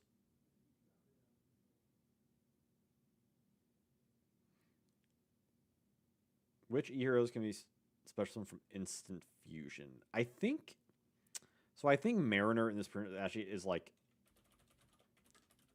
would get changed.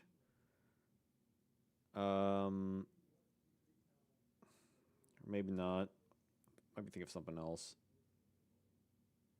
If you have any face down cards in your spell and trap zones, it can attack directly.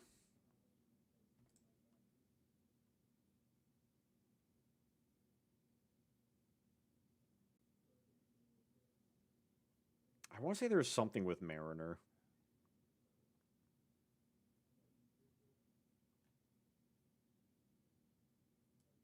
But maybe I'm mistaken here.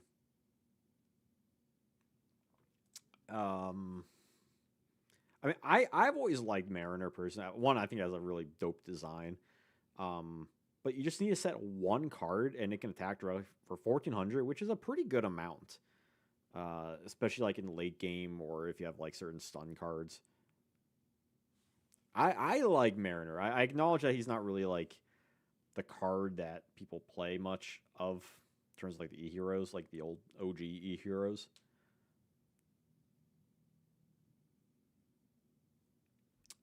I'm gonna for me, I'm gonna give him a B. I think it's a strong direct attack. and like it's easy to do.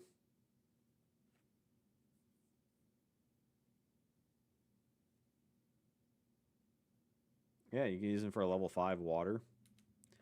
A Necroid Shaman, cool name. Plus Steam Healer. Steam Healer was actually in a was a Duels Pack Jaden, I think, wasn't in like a normal set, I think. As we talked about it already, I'm going mad. Let's see. When special summon destroys a opposing monster, then select one monster from your opponent's graveyard and special summon to your opponent's side of the field. I feel like there was like something weird you could do with this. It has okay stats, like decent stats, all things considered. Popping a thing is good. Revival is kind of like it need. I wish it was like more like Go-Go Guardian, where like it pops a monster, and you could like summon one to your side of the field. That would have been way better. But right? Like you're getting your opponent, you're getting rid of a monster, getting them again. In theory, if they have only one monster, then they're just getting that monster back. Some rare duels use card in their E-Hero decks. I'm thinking. I'm leaning towards C. I could hear an argument for D, honestly. Like I think popping a card is good. It has good stats, but it's like that second thing. That second thing. Why does it have that? It's a really weird downside. Like I get the point that Necroid Shaman, right? It brings things back from the dead, but why your opponent?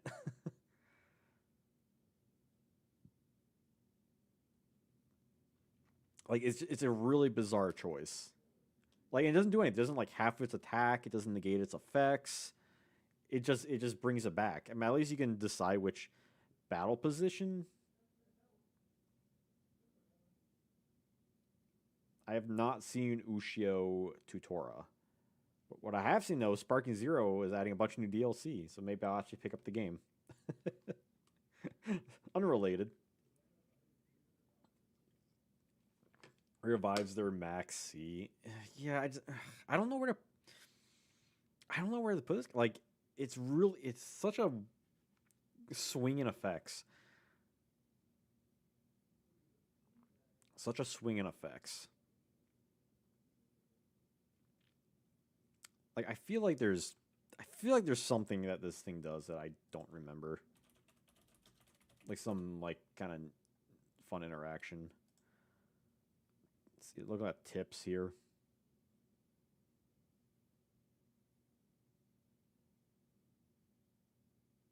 Yeah, so you can summon any position, so you can like attack over things.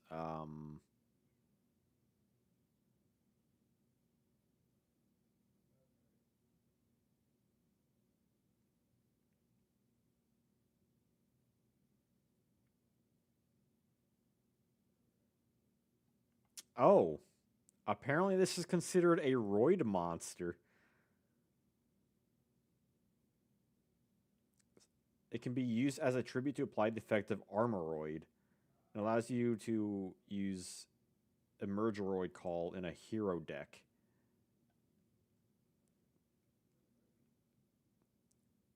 So you can trade this thing for Armoroid to banish all spell and traps on the field.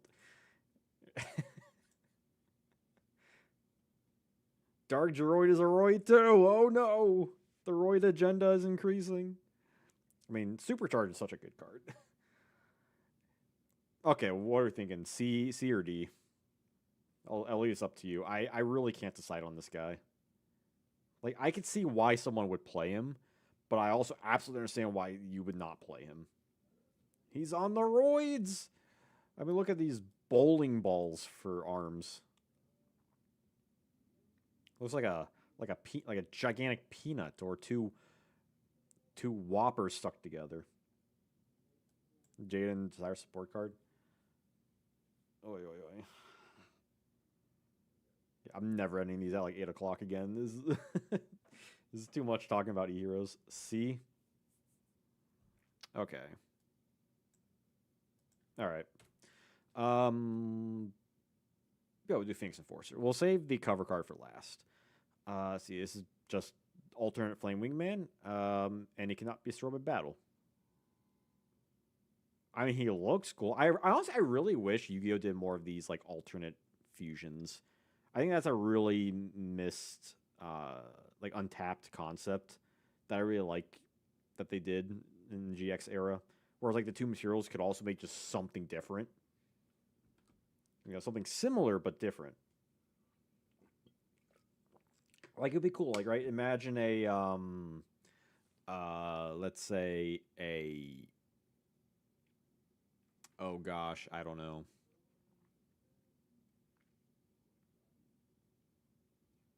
I'm trying to think of a good example. Like a black skull dragon that maybe it looks more like more humanoid like summon skull, right? Or you know, with something. I'm looking at Burstinitrix Avion fusions much this week. Yeah, Burstinitrix and Avion fun. We need cyber heroes. That would be real cool. Honestly, we haven't really done many like the Roid stuff aside from UFO Roid Fighter, right? Now where is Rush Duel? I don't know. This guy like it's okay. Like C, right? It's just kind of yeah. It's whatever. Not like inherently bad, but its effect doesn't really inspire anything. Wild Wingman. By discarding one card, destroy one spell trap on the field. You know, it seems like you want to have this in defense, but as okay attack stat, discard any card to pop a spell and trap.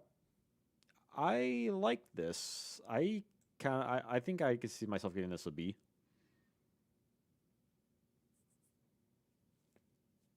Nice, just basic effect.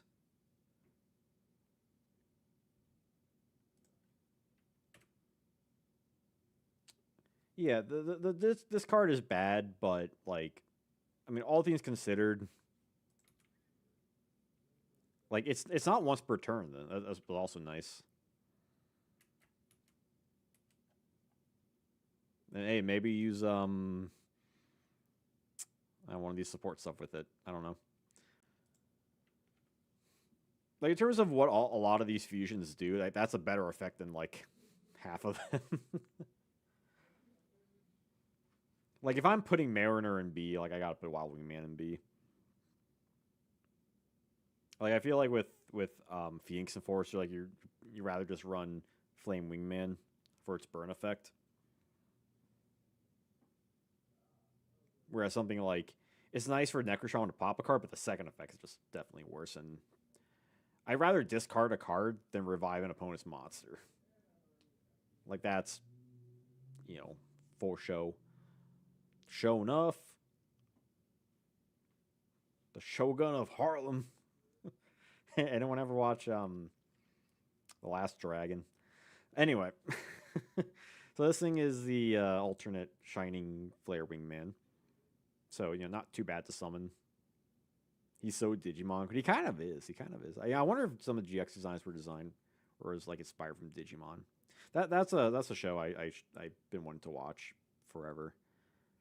I don't know what it's on, but I really liked it. Like as a kid, I didn't watch it like that much, but whenever I did, I really enjoyed it.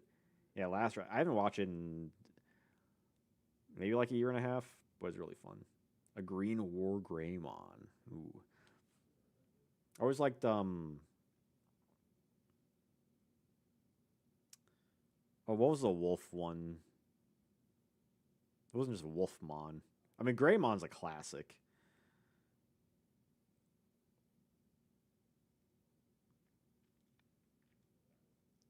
See, increase the card attack by 300 for each card in your graveyard. Increase E hero in its name. Cannot be destroyed as a result of battle. Yeah, so this is definitely better. Not only does it have a default higher attack, sort of Digimon Tamers. I figured I'd just start with like the first anime, right? So in theory, like if you summon this normally, right, you would have multiple cards, but if you just use like King of the Swamp plus Sparkman, it's only 300, but still like it can increase a good chunk. 2500 default can obviously start by battle, which isn't nice. Stingmon, Shining Phoenix Enforcer Mon. Yeah, I really like this guy. Where did we have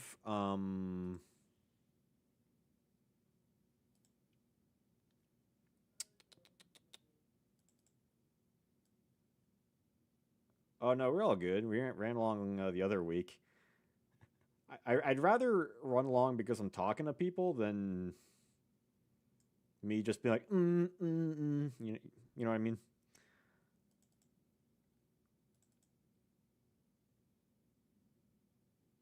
Besides, I also, I skipped last week, so all's fair in love and war.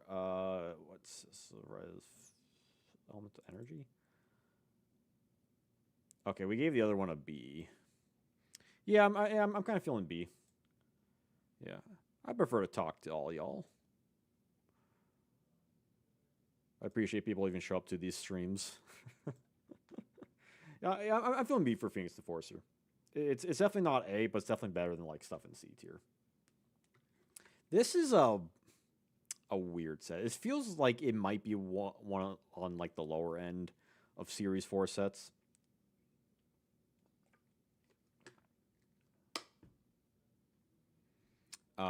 But next stream, which ideally is next week, we're going to take all the Series 4 sets because this is the last Series 4 set. Everyone.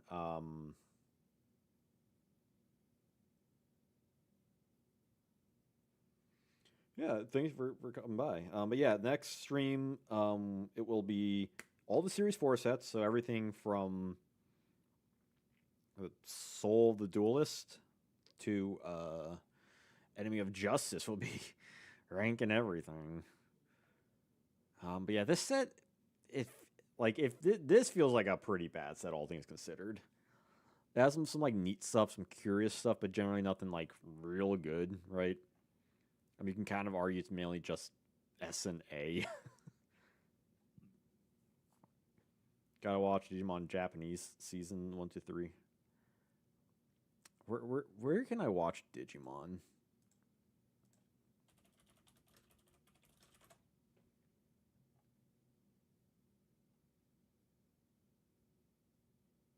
Hulu? Oh, I don't got Hulu. Is it on Amazon Prime? I don't want to get like the Blu-rays of it.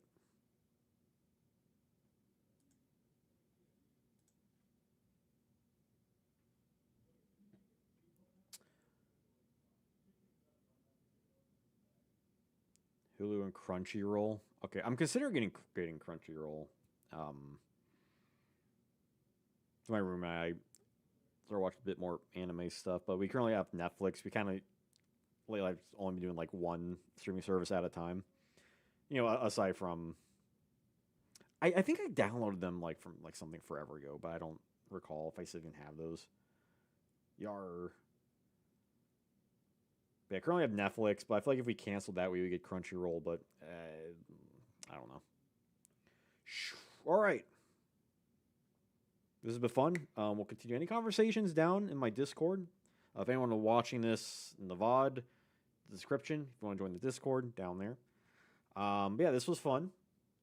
Again, next week we'll be back to rank all the Series 4 sets, as well as this Sunday we will be seeing the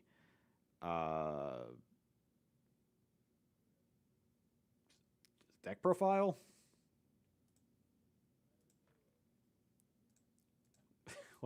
what's coming up this Sunday? There is a Patreon exclusive Booster 4 deck profile that's on the Patreon right now. But yeah, OCG deck profile this upcoming Sunday. That'd be real cool. But you can watch it right now on my Patreon. That's all up there and whatnot. Stream for somewhere. I'm sure I can find a method. I'm sure it won't be too bad. But yeah, thank you all for joining. I hope you have a good rest of your night. And until I see you all next time, have a wonderful day, nice day, whatever time of day it is. And duel on, passionate duelist.